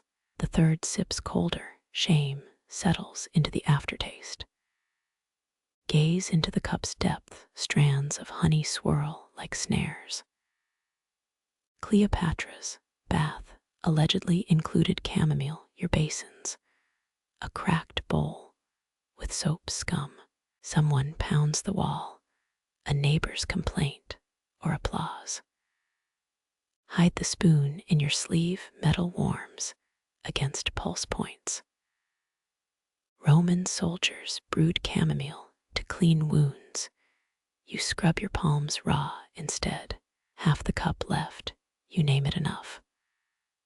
Pour the remainder onto a withered rosemary plant. Soil hisses. Medieval midwives used chamomile to ease birth pangs. This plant births only thorns and silence. Dawn scratches the horizon. Weak light bleaches the tea stains. Wipe the mug with your skirt. Fabric drinks the dregs greedily. Victorian spiritualists read tea leaves as prophecy. Your future's a ring of sludge at the bottom. The empty jar mocks, label peeling like sunburnt skin. Press a petal between ledger pages. It crumbles into botanical confetti. Apothecary guilds once fought over chamomile. Monopoly rights your empires built on borrowed tins and shrugs. Wind riffles through the kitchen, carrying the bakery's first burnt offering of the day. Inhale, charcoal and yeast eclipse the tea's frail aroma. A Byzantine emperor taxed chamomile imports. Your debts paid in shallow breaths and steam. Your teeth grate on a stray petal. It sticks like parchment to enamel. Tongue dislodges it. Floral pulp tastes like poverty's chewing gum. 18th century dandies wore chamomile sachets to mask brothel musk. You reek of honest sweat and resignation. The spoon clinks, falling from your sleeve to flagstones. Let it lie. Twisted metal reflects the ceiling's water stains. Mongol horsemen fermented chamomile into ale. Yours couldn't get a toddler tipsy. Bells toll 7. each chime a nail in today's coffin. Straighten your apron. Stains map decades of surrendered battles. They say Catherine the Great drank chamomile to curb rage. You've got clenched fists and a cold hearth. Last petal clings to your collar, yellow defiance against gray wool. Pluck it, fingernails yellowed by turmeric and self-reproach. Your recipe book recommends chamomile for calming vapors. The only vapor hears your breath in freezing air. The empty cup grows teeth, porcelain gnawing the edge of the table. Push it aside. It screeches like a gutted violin. Historians will never debate this moment. Stale water, stolen honey, and the arithmetic of enduring. Leather scraps curl like sleeping cats on your workbench, stiff tails and clawless paws. You stitch a crescent of calfskin to a jar's shoulder. The thread buzzes like a drunk lute player. Cobblers in medieval Paris formed guilds so powerful they could find members for subpar souls. Yours answers to mice and mildew. A spoon taps against your knee, improvised drumbeat for this lopsided symphony. The rhythm matches your hunger pangs. 3 staccato thumps, 1 long growl. Historians still argue whether tanners or cobblers deserved higher status in feudal towns. You're just trying to silence a jar's whine. Punch another hole in the leather, all scraping rust instead of piercing. Blow away iron dust. It coats your tongue like communion wafers. 16th century cordwainers used fermented fish bladder glue. You've got paste made from stolen wheat and resignation. Stitch faster. The jar's hum sharpens into a shepherd's pipe trill. Your needle slips, pricked thumb blooms a ruby bead. Suck the wound. Metallic tang mixes with the shop's reek of moldering hides. A Byzantine cobbler's journal describes shoes lined with fragrant herbs to repel fleas. Your boots sprout mushrooms instead. 8 stitches done. The leather hugs the glass like a grudging lover. Rotate the jar. Its new collar casts jackalhead shadows on the wall. Georgian shoe polish recipes included beeswax and boiled lard. You buff surfaces with candle drippings and spite. The spoon clatters, falls into a pile of curled oakum strands. Retrieve it, handle now sticky with pine resin from half-finished clogs. Roman legionnaires wore sandals with nail patterns to spell their generals' names. Yours leave tracks, reading unpaid in the mud. Wind howls through cracked shutters, a dissonant chord to your jar's melody. Cradle the vessel. Its vibration numbs your palms like snow packed in gloves.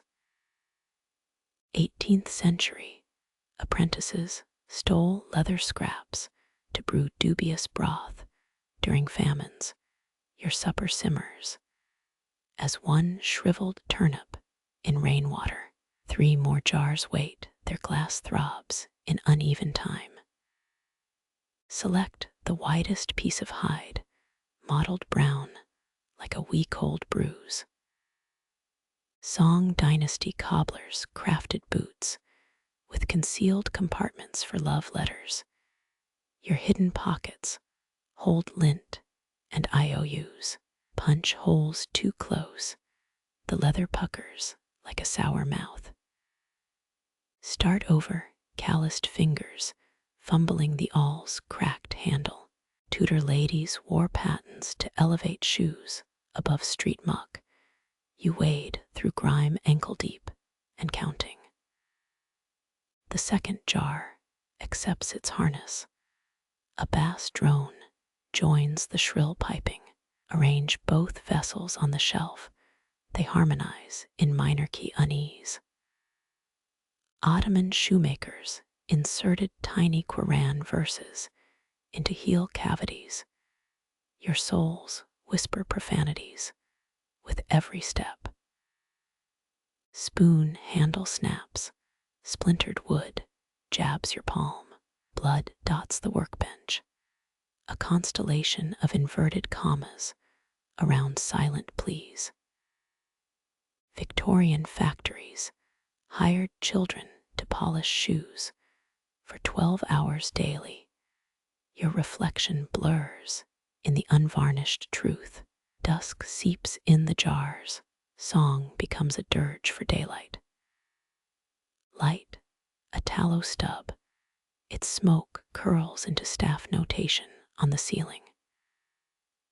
Renaissance cobblers diagnosed foot ailments. By studying where patterns, you diagnose survival through calluses, mapping each escape route. Fourth jar resists. Leather strap snaps mid-stitch. The hum dies, glass shivers into sullen silence. French revolutionaries burned aristocratic shoes to ash as class revenge.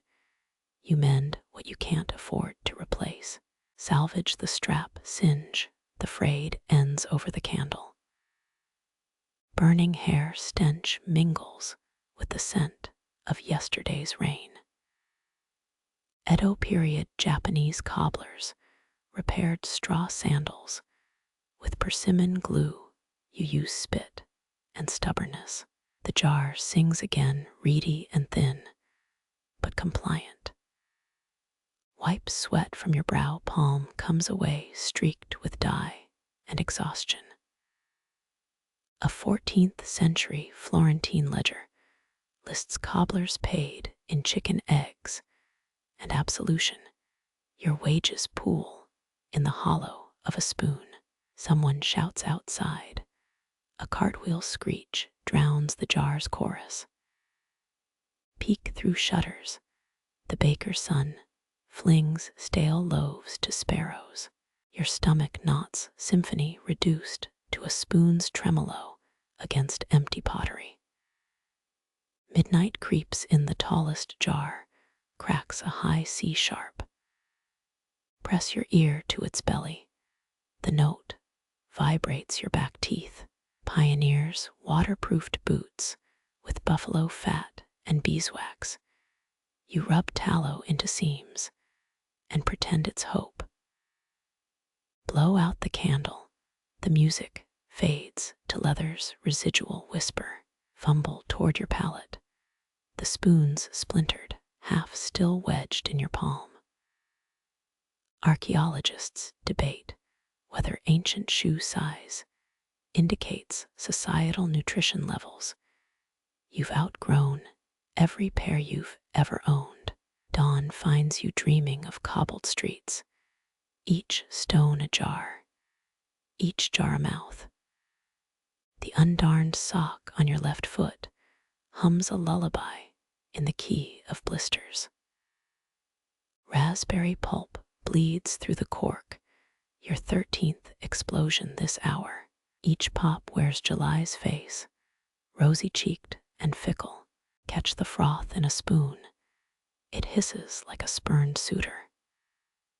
Medieval kitchens buried berries in honey to cheat time. Your cellar chews through seasons. The air hangs thick with vinegar and regret. You wipe jar shards from your brow. Glass dust glitters like false promises. Historians still argue whether Tudor taverns used fruit explosions to signal ale readiness. Your corks just scream surrender. A sticky rivulet trails down the shelf, drawing maps of kingdoms lost to mold. Pry open a swollen lid. The gasp releases a memory of sun-warmed thorns. 14th century Polish brides carried rotting raspberries to ensure fertile marriages. Your hands stain purple with unintended omens. Fermenting bubbles blur into faces you once fed. Their laughter curdles in the vapor. Dodge another eruption. Fruit missiles splatter the ledger's last clean page. Sweetness wages war against sour in each jar. Both sides scorch the throat. Renaissance perfumers distilled rotten fruit into essence of fleeting youth. You distill headaches and barnyard stench. Count surviving jars, 9 intact, 26 casualties. A fly levitates in one's murky depths, drunken pioneer of the new world. Your spoon trembles as you skim the surface. Scum coats the metal like liquid regret. Midday sun bleaches the disaster. Pink stains resemble crushed valentines. Medieval apothecaries prescribed fermented raspberry syrup for melancholic humors. Your brew reeks of desperation.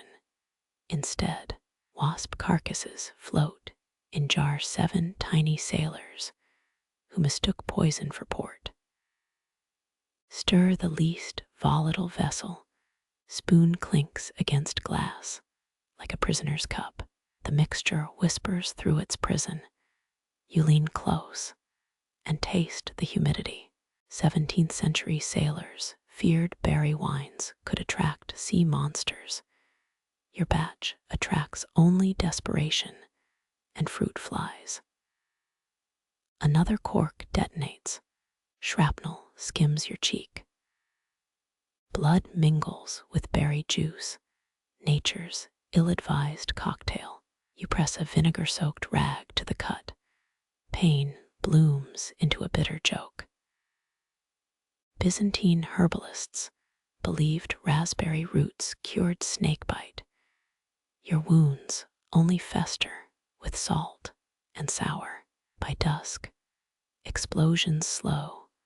The surviving jars pant like overworked mules. Peel a cork fragment from your hair. It clings like a lover's last word.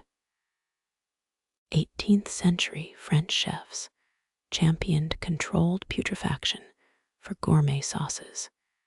You've achieved uncontrolled disaster in 6 square feet. Light a stolen candle. Tallow smoke wars with fruity rot. The least damaged jar hums.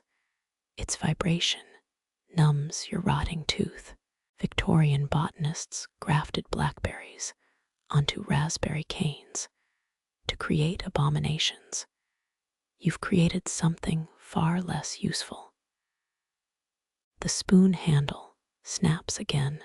3rd casualty today. Probe the ferment with splintered wood. It comes back, bristling with seeds.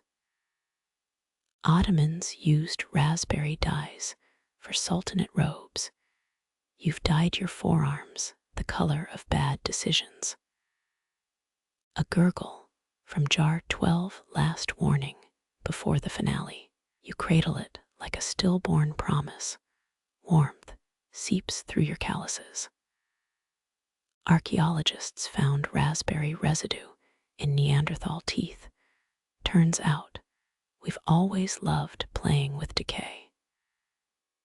Midnight creeps in, the explosions cease. Only 3 jars remain, their surfaces pocked with microbial battle scars. Scoop a tentative taste. The flavor kicks like a mule with poetry delusions. Some say Charlemagne planted raspberries to appease pagan spirits. You swallow and beg any listener for mercy. Dawn finds you slumped against pickled beets, dreaming of thorns that grow spoons instead of spines. The surviving jars burp in harmony. Off-key hymns for those who gamble with summer's corpse. Brass weights dissolve into the gloom. Your scales left arm trembles like a hanged man. Corroded gears whine their disapproval. Justice tilts toward whoever bribes the rust. Salt crusts your fingertips. You measure by touch now, pinch by desperate pinch. Hesiod wrote of white gold traded for Babylonian spices. Your ledger swaps ounces for half-truths. Instead, a spring pings free, rolls into the shadow where lost thimbles go to die. Historians love debating Viking hacksilver, but your broken scale invents new math for survival. Dust motes swarm the empty balance pan, tiny witnesses to grand theft metallurgy. The right side sags, its chain drips green tears onto salt mounds below. Roman soldiers got salt rations called salarium. You pay yourself in cellar, grit, and rationalizations. Twist a wire around the scale's crippled joint. It holds for 3 shaky breaths. Your pinky nail becomes a scoop. 18 grains equal 1 almost honest pinch. Mongol caravans buried salt bricks to mark trade routes. You mark debts in breath fog on glass. A mouse drags a gear across the floor. Its prize gleams like unearned absolution. You spit on the remaining weights. Their tarnish mirrors the tax collector's soul. Ever hear of pharaohs entombed with salt dolls? Your jars guard more ghosts than those crypts. Moonlight warps through a jar's curvature. The distorted beam writes lies on the wall. Adjust the counterweight with a bent spoon. The scale shudders into temporary truce. Renaissance Venice executed merchants for short-selling saffron. You sentence yourself to cold lentils instead. Dawn's first blisters the salt heap. It glows like smuggled diamonds. Cradle a pinch in your palm. Crystals whisper of Carthage's salted fields and poor life choices. Archaeologists found 17 Mesopotamian salt cellars, shaped like weeping bulls. Yours resemble a kicked tin cup. The ledger demands 7 pounds, your heart offers 3. The jar gives 5. Fumble with knotted string. Your new measurement system involves tears and vague intentions.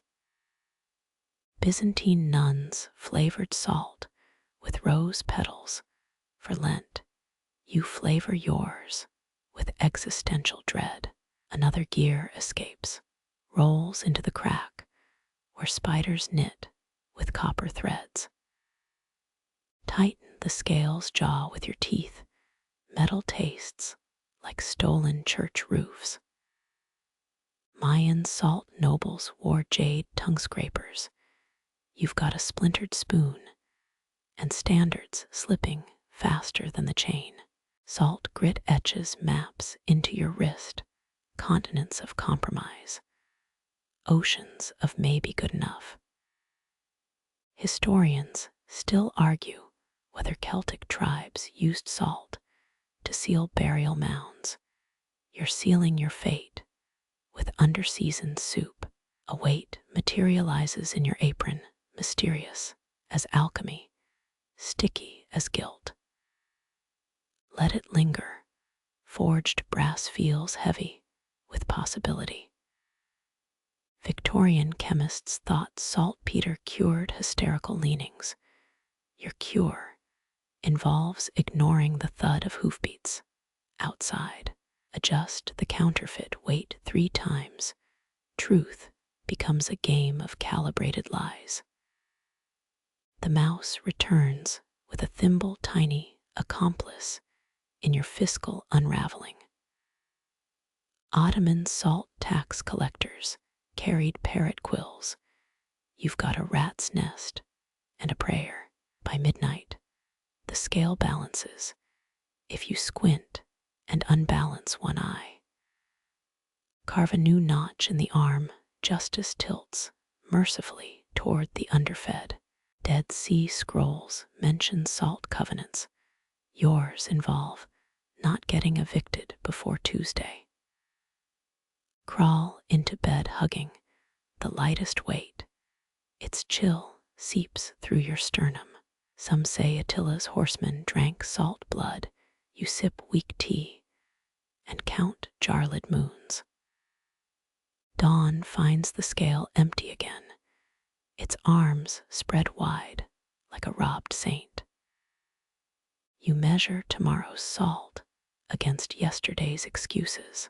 The mouse drags a crumb into the light, both of you building empires on what's left. Dandelion down catches in your eyelashes, each seed a tiny creditor drifting on borrowed time. You hold your breath, wishes scatter like unpaid bills across the workshop table. A breeze slips through cracked window glass. It hums Herodotus' claim that Scythians brewed dandelion wine to commune with steppe spirits. Your jar waits, catching parachute seeds that barely dent the scale's dusty tray. Medieval apothecaries prescribed ground roots for melancholic vapors. You chew a bitter stem to stay awake. One fluff ball yields 94 seeds. The number gnaws at you like an incomplete equation. Historians still argue whether Cistercian monks timed vespers by blowing dandelion clocks. Your sundial's a grease smear on the windowsill. Palm a seed cluster, it dissolves at the slightest sigh. You name each wisp after a debt, Mistress Hawthorne's oat loan, the cooper's splintered stave, mother's unmarked grave. Victorian ladies encoded love notes in dandelion stem braids. Your ciphers just sweat and sleep deprivation. Moonlight turns the jar into a nebula specks swirl like resurrected IOUs. A seed lands on your tongue. It tastes of childhood summers, tallying cloud shapes. Ottoman herbalists used the sap to remove freckles. You scrub at ink stains instead. Dew weakens the stems. Your morning harvest collapses into soggy regrets. Blow gently. 3 seeds cling like stubborn creditors, refusing settlement. Archaeologists found dandelion pollen in Cleopatra's rouge jars. Yours hold more chaff than glory. Twist a stem into a wedding band. It wilts before you finish the knot. The air grows thick with unborn wishes. You sneeze an eighth of some dowry away. Mongol trackers once navigated by dandelion bloom patterns. You navigate by the landlord's approaching footsteps. 3 seeds float toward the rafters. Their silk threads glint like silver promises. Catch one mid-flight. It melts into your callous lines without ceremony. Tudor beekeepers planted fields to sweeten despair's taste. Your hives, just husks and hunger. Your ledger flutters open. Wind scatters seeds across the columns. A dozen settle in the paid section. You don't correct them. The jar overflows. Its contents weigh less than a mouse's sigh. Light a candle stub. Dancing seeds cast shadow puppet tragedies on the wall. Blow harder. The last survivors flee into night's ledger. Dawn licks the windowsill. You loosen the jar's lid and set your debts free. The stable door hangs crooked, its lower hinge groans like a gutted bellows. You trace the fracture, one nail missing from the iron band's regimented row. Blacksmiths once drove 9 nails per horseshoe for luck. This 10th absence bleeds weakness into oak. Your pocket yields 3 tarnished spoons, the cobbler's payment for last week's rosemary salve. The forge pit still glows. You dump charcoal remnants onto ashen memories. A 14th century treatise claims smiths quenched quarrelsome metal in mare's milk. You've only got rain barrel sludge. Spoons melt faster than pride. Silver puddles shiver into a makeshift crucible. Historians still argue whether the 10th nail myth began as quality control or a fertility chant. Liquid metal drips. Each drop hisses against damp clay. You recall the smith's hands, scarred from crafting prison bars and cradle hinges. 19th century French farmers buried iron nails under thresholds to repel wolf attacks. Your creation seeks simpler prey. Tongue a burnt thumb, the pain tastes like your 8th birthday's stolen honey cake. Hammer strokes ring wrong, the anvil's song lacks a blacksmith's shoulder behind it. Your nail grows crooked, a twisted root defying straight lines. Tudor court records show 6 cases of nail-based witchcraft. This feels like the 7th. Blow on the embers. Your breath scatters sparks like unpaid dues fleeing a ledger. Quench the metal. A scream of steam eats the dawn quiet. The nail emerges pockmarked, a shamed mimic of its brethren. Archaeologists found Roman iron spikes, dyed red with ochre in Sussex. You paint yours with rust and pragmatism. Force it into the hinge. Wood fibers weep sap as you hammer. 1 strike cracks the nail's neck. 2 more bury the evidence. The door swings shut. Its whimper suggests temporary obedience. You count remaining spoons. 7 left, though your soup bowl's been empty since Tuesday. A breeze lifts your apron. It flaps like the smithy's last forge bill. Pocket the ruined tools. Their failure mirrors your cellar's half-empty preserves. Iron's memory outlives kingdoms. Your repair job won't outlast the rain. The sun pries through cloud rot. Your shadow mocks the nail's slumped posture. You whisper a Lancashire charm for stubborn metal, words more nicotine-stained than devout. 18th century sailors believed swallowing a nail prevented drowning. You swallow the urge to kick the door. 3 hens cluck past. Their indifference to structural integrity feels obscenely wise. Dig a splinter from your thumb. Its crescent shape mirrors the faulty hinge.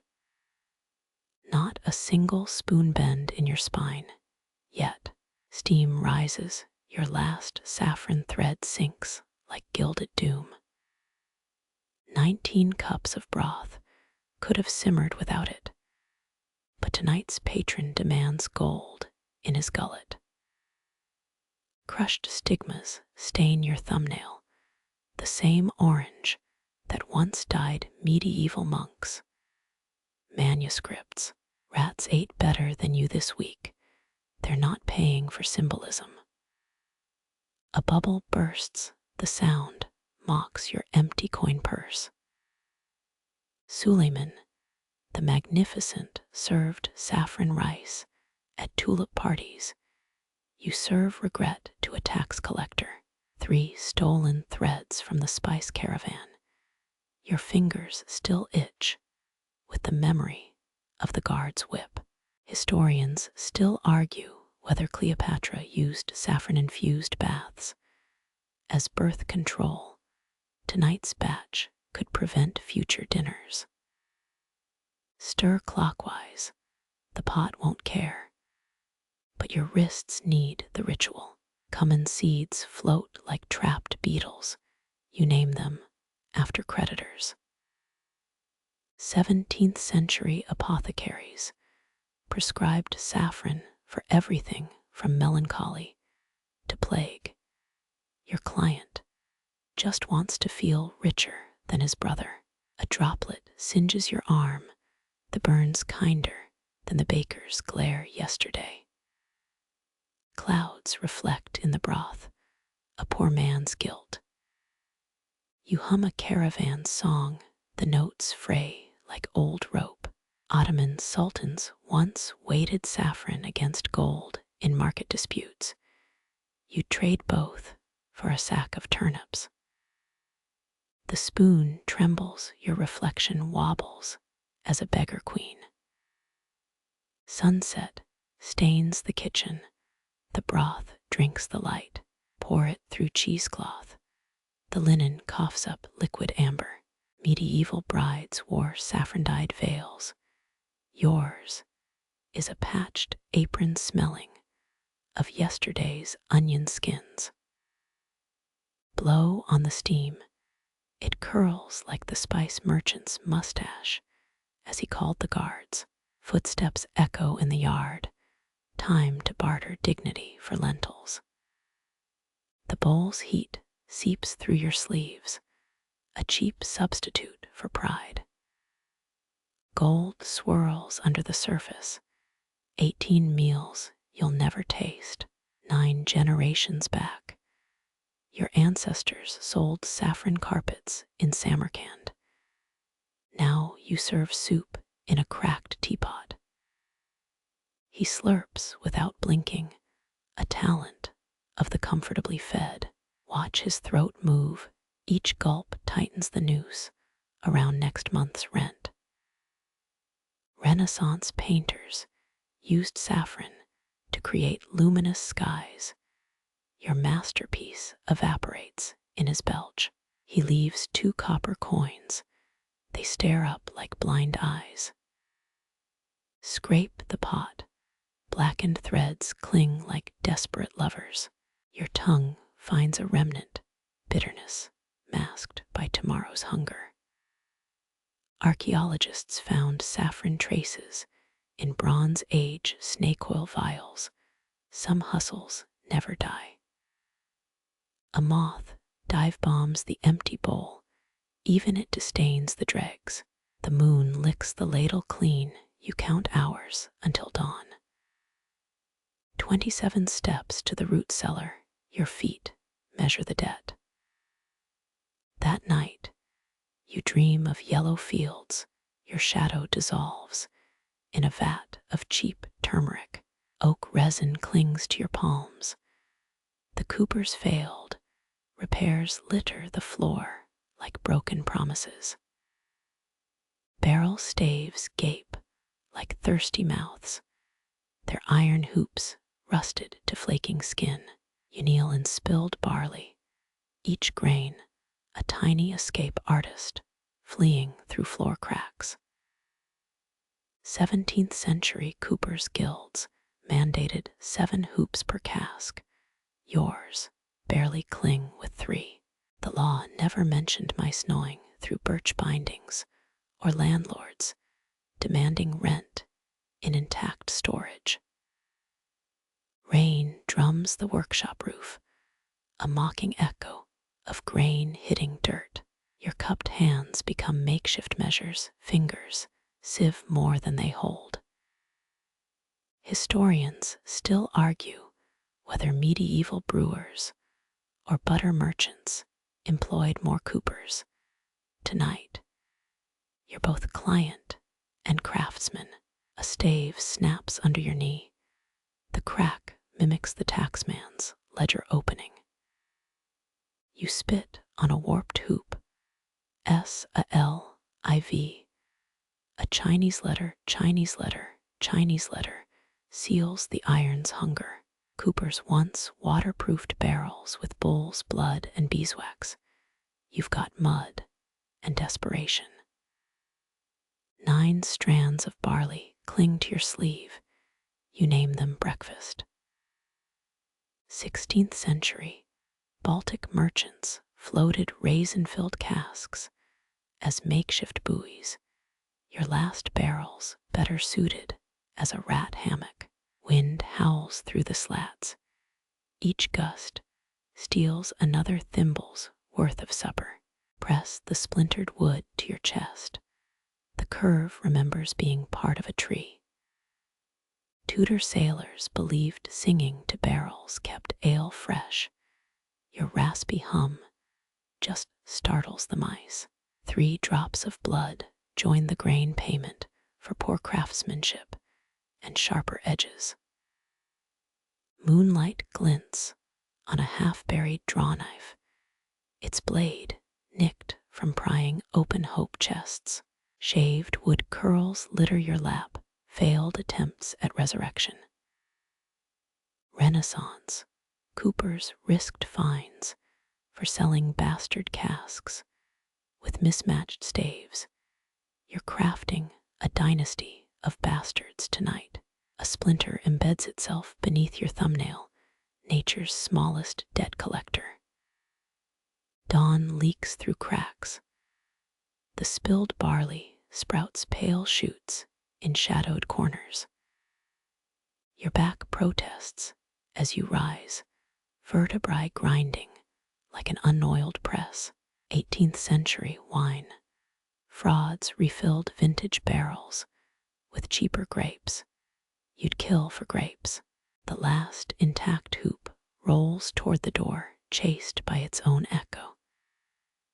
You cradle grain against your hip, fabric sags like a beggar's pouch. Every third step spills a seed, planting a trail even ghosts could follow. Coopers once branded their marks with hot irons. Your initials live in the blisters on your palms. The cellar stairs creak a warning. Empty shelves yawn below. Dump your haul into a cracked amphora. The ceramic groans like an overburdened mule. Roman emperors stored Egyptian grain in vast cellular.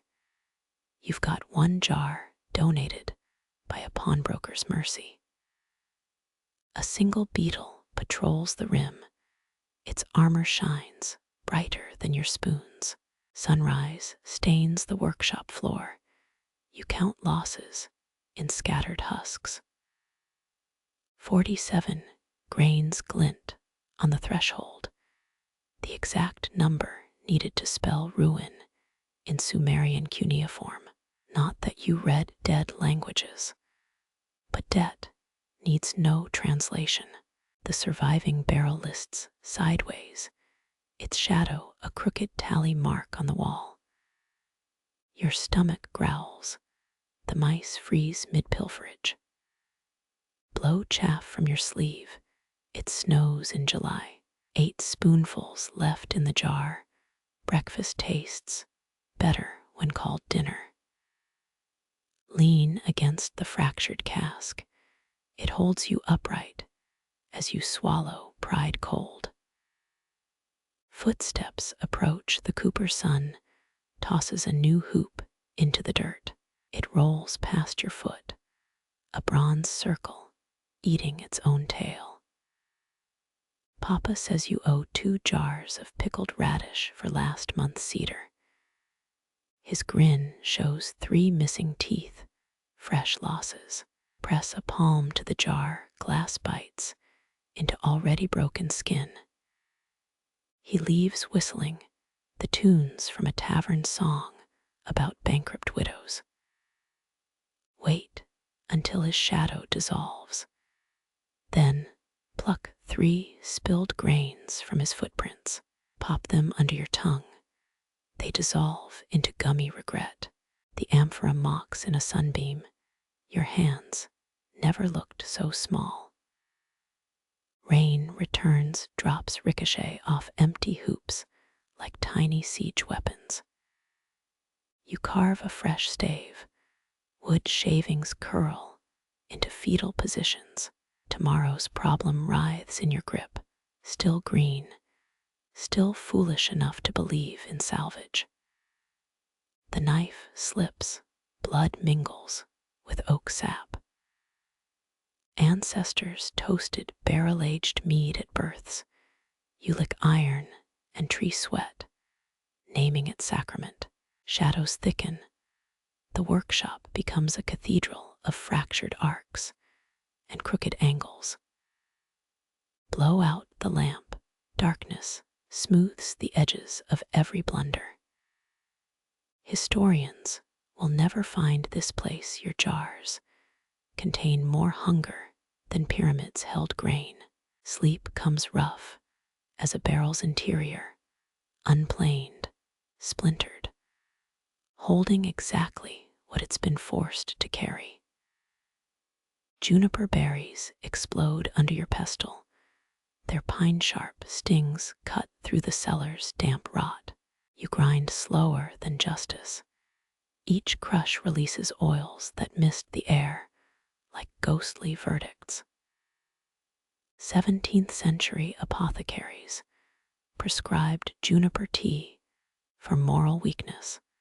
Tonight's brew steeps in a chipped tin cup. 3 plump berries escape the mortar, rolling toward the door like jurors fleeing deliberation.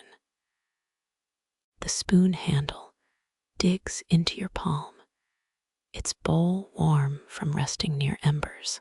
You stir clockwise, the direction Tudor midwives turned to banish stillbirths.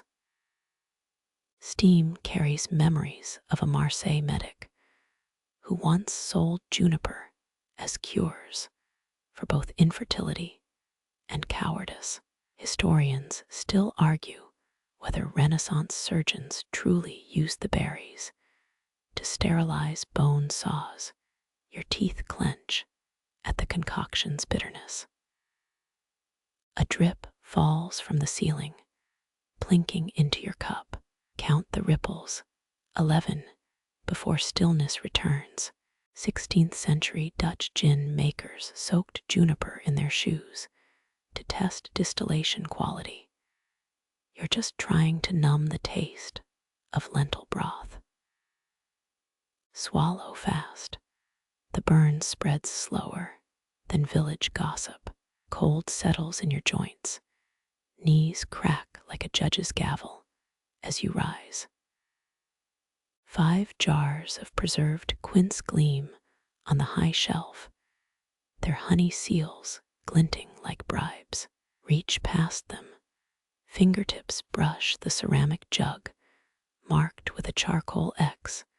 The pawnbroker's daughter swore this batch contained cedar resin.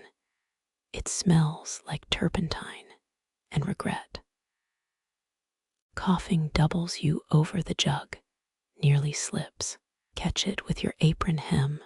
Threadbare linen absorbs the slosh. Apothecary manuals once recommended juniper smoke to purify courtrooms during plague years. Your hearth exhales gray curly cues of protection or surrender. Mice scatter as you pour dark liquid swirls into the mortar's dregs. Mix with a goose quill. Its barbs cling to sticky resin. Tudor judges tucked juniper sprigs into their wigs to ward off jail fever. You tuck one behind your ear and feel foolish. The twig pricks. A blood bead blooms, thin and bright as a perjury charge. Moonlight slants through the cellar grate. Your shadow stretches into a gallows silhouette on the wall. Count empty jars along the workbench. 9 soldiers fallen in a debtor's war. Pop a raw berry in your mouth, chew until your tongue goes numb. Venetian glassmakers allegedly added juniper ash to strengthen goblets. Your teeth feel ready to shatter. Wind rattles the grate, iron moans rise through the floorboards. You kneel, pressing your ear to stone cellar dirt whispers of boot soles and coiled rope.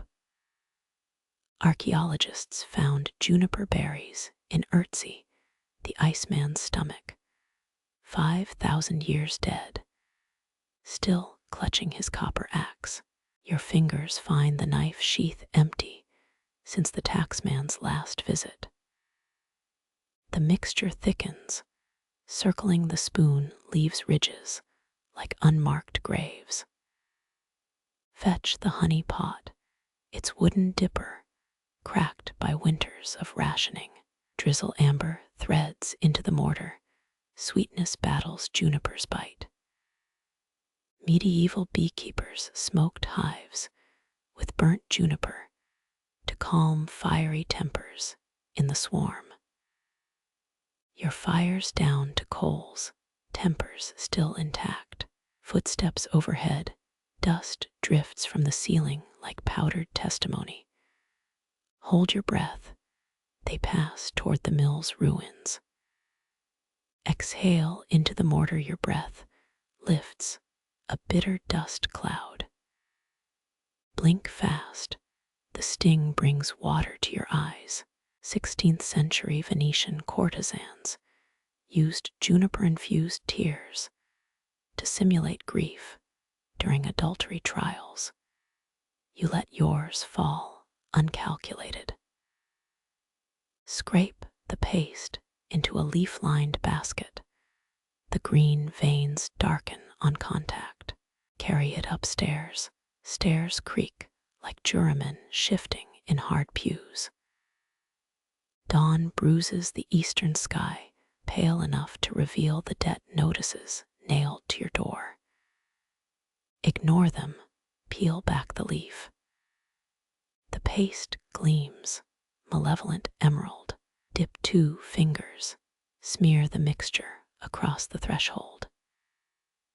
It said Baltic wives sealed their doors this way during witch trials, charcoal and juniper armor against accusing fingers. Your version clots between the cobblestones, a desperate grout. 17 sparrows land in the yard, none cross the line. The rooster crows. You count 6 sparse feathers on his neck. His voice rasps, either sickness or solidarity. Throw him a juniper berry, he pecks once, retreats. Rub residual paste on your wrists. Pulse points absorb the chill. Tudor juries allegedly sniffed juniper during trials to cleanse partiality. All you smell is poverty and pine resin.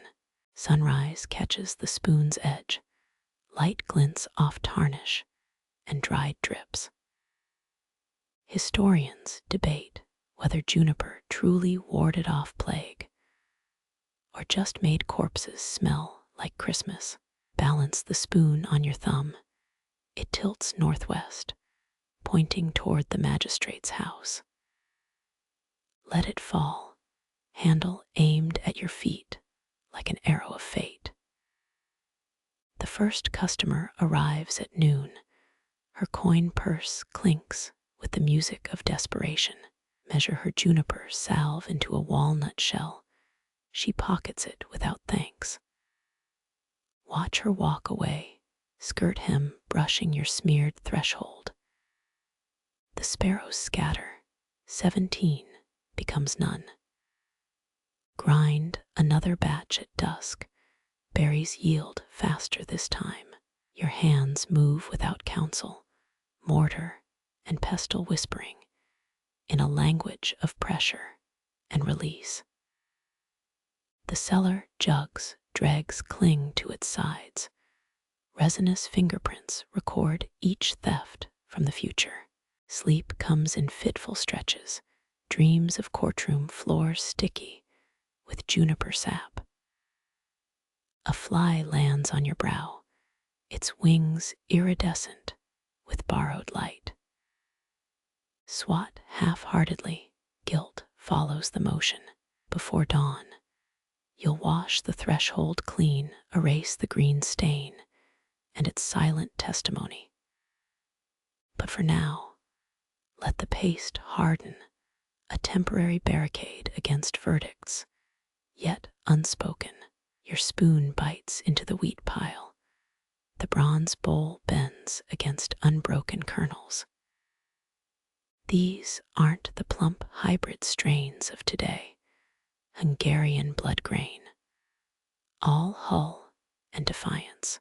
14th century millstones needed French burr stone to avoid sparking fires. You've got a spoon and spite. Grind clockwise. The motion feudal serfs used to appease manor lords. The kernels laugh, shards fly into your eyelashes. Dust motes hang like suspended verdicts. 7 sacks lean against the mill's corpse, sun-bleached burlap cracking at the seams. Historians still argue whether medieval millers added chalk to flour for profit or preservation. Your palms sting, no chalk here, just blisters cheated of purpose. The main grindstone lies buried under wild mint, centuries of rust welding it to the floor. You kick it, boot toe splitting at the seam. Ottoman engineers mounted millstones on boats to grind during droughts, a fact that mocks you as wheat dust coats your shins. Grab a fistful, toss it at the wall. Kernels ricochet into shadows, 3 lodge in a mouse skull's eye socket. 16th century Scottish widows spread unmilled grain on graves to confuse tax assessors. Your ledgers beyond such tricks. Wind howls through the mill's gape-toothed roof. A gust flips your spoon into the ash pile. Dig it out with split nails. The handles now charcoal-streaked. Pompeii's last millstones preserved loaves. Mid-grind yours guards, only spider eggs and regret. Reach for the smallest sack. Hemp fibers snag your thumbnail. A grain spills, rolls toward the door like a traitor. Bavarian folklore claims unmilled wheat absorbs unspoken grudges. This batch could mortar a cathedral of pettiness. Stab the spoon downward. Metal shrieks against stone. 2 bees flee their crack hive, iridescent abdomens glinting like tax collectors' buttons. Your arms burn 10 strokes, 20, 50. The flour's coarser than a bailiff's humor. Find a flat rock, drag it over the kernels. Tudor bakers kneaded dough on grave slabs during famine years. You improvise. The rock slips, crushes your left pinky. Suck blood from the wound, iron tang mixes with earth musk. Shadows stretch into knife points as dusk bleeds out. Count the intact sacks, still 7. Ottoman sultans paid millers in sapphires during sieges. You'd settle for a functional quernstone. A moth lands on the wheat pile. Striped wings mimic ledger lines. Blow on it, the intruder flutters into a cobweb's embrace. 16th century nuns wrote psalms on grain husks. Your breath sends chaff spiraling into illiterate prayers. Dig the spoon under the rock, lever it upward. Kernels skitter into rat tracks, precious as gold leaf in this dim light. Your stomach growls, a bass counterpoint to the wind's wheeze. Moonrise glazes the sack's lunar white. Venetian millers marked plague-contaminated flour with indigo dye. You trace a shaky X on the nearest bag. It's not indigo, just charcoal stolen from the alewife's cold hearth. Reach into the sack, sift grains through swollen fingers. 10 escape, roll under the grindstone's tomb.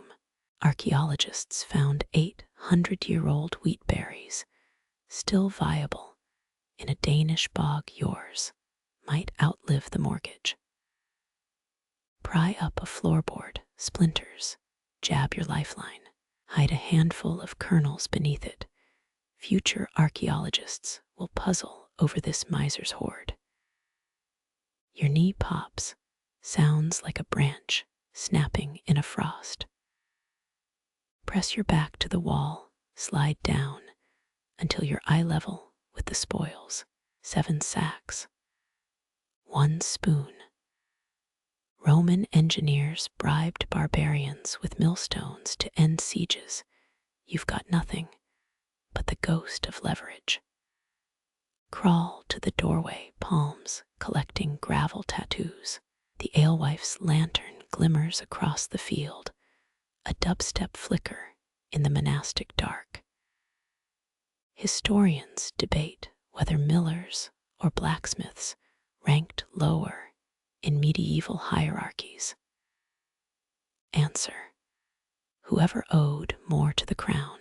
A wolf howls, or the wind impersonates one. Either way, your spoon becomes a dagger in trembling fingers. 5 centuries back, Burgundian millers trained crows to steal grain from rivals. Your only allies, a field mouse, side-eyeing your efforts. Stand too fast, black spots swarm your vision. Grab a sack to steady yourself, it topples, burying your shins in hard red wheat. 18th century French revolutionaries baked equality bread from mixed-class grains. Your rebellions, a faceful of unmilled regret. The first kernel lodges in your molar, crunch echoes through your skull. Tudor dental records show millers had the worst enamel in England. Spit it into your palm, pearl of futility. Dawn arrives as a gray scab on the horizon. Gather 15 grains, line them up on the windowsill. Aztec priests divined famine from maize patterns. Your lineup predicts another breakfast of well water and pride. Abandon the spoon. Scoop a handful, toss it into the air. Let chaff snow into your hair. Bessie's mill paid workers in flour dust bath tokens during the Depression. Your wages cling to your eyelashes. The field mouse returns, noses a kernel twice its size. Let it have the prize. Even thieves deserve victories here. When you rise, your shadow stretches thin as parchment, a quill line with no ink left to spend. First light bleaches the shelves. Dawn licks glass curves with a thief's delicacy. Your fingertip smudges the last jar's label, ink dissolved by 12 hours of sweat and stray cinnamon. Naming it feels like baptizing smoke. 17th century Egyptian. Queens stored Nile water in alabaster jars for royal births. Yours holds maybe-dill seeds or maybe mouse bones. The alewife snores by the cooling hearth, her apron strings tangled like unresolved debts. Historians still argue whether medieval Brewsters added henbane to ale for potency or accidental poetry. You unscrew the jar, smell it. Layers unfold, burnt honey, a whiff of Lisbon salt, something that might be ground lapis. A crack splits the glass near the base, thin as a loom thread. 18th century apothecaries sold mermaid tears in vials, usually melted cave quartz. Tap the fissure. It sings middle sea your breath, fogs the jar's interior. Byzantines believed fogged glass predicted winter frosts. This one shows 17 ghostly fingertips reaching. 3 dead flies float near the rim, antennae bent in surrender. You fish them out with a splinter. Their iridescent wings cling to your knuckle. Tudor kitchens used crushed beetle wings to glaze marchpane. These won't sweeten anything but the compost. The shelf creaks. You catch a jar of saffron before it topples. Spanish merchants once traded spice weight for weight with gold. This one's down to 3 withered threads. Label it almost enough. Your laugh scratches, dry as papyrus. Dust, motes swarm where sunlight pierces a knothole. 16th century Dutch painters mixed pigment with egg yolk. Your airborne gold needs no binder. Swipe a hand through the beam, watch particles spiral like frenzied stars. The alewife mutters in her sleep, a recipe or curse. A spider descends on a silk thread, halts at eye level. Its abdomen pulses, red hourglass smeared sideways. Pompeii's bakery frescoes show similar spiders guarding grain stores. Blow gently, it retreats upward, legs pedaling invisible treadmills. The unnamed jar warms in your palm, glass prickling with dawn heat. Label options flicker. Maybe never tomorrow's problem, choose the first. Scratch it with a bent nail. The M tilts drunkenly. Ottoman scribes brewed ink from pomegranate rinds. And rust, your version's ash and spit. 7 jars remain unlit by the sun. Shadows cling like unpaid interest. Open the nearest, dried chamomile petals whisper against glass. Crusaders stuffed their helmets with the stuff to mask battlefield stench. Inhale, it smells like your mother's hair before the fever. Outside, a cart clatters over ruts. The dairyman's off-key whistle sharpens the air. You count heartbeats until the sound fades. 14. A number alchemists considered the bridge between lead and silver. Pour chamomile into your palm, crush it. A petal sticks to your wrist, pale as a sickroom curtain. The alewife stirs her sigh, flutters a cobweb above the hearth. Adjust her moth-eaten shawl. It reeks of yeast and midlife regrets. Venetian glassblowers worked naked to avoid fabric sparks. You've got a wool dress and degree burns. Sunlight finally hits the label-less row. Glass blushes pink, then amber. A jar of coriander seeds glows like a pirate's treasure. Privateer captains chewed them to mask rum breath during mutiny negotiations. Yours just make your stew less despair-flavored.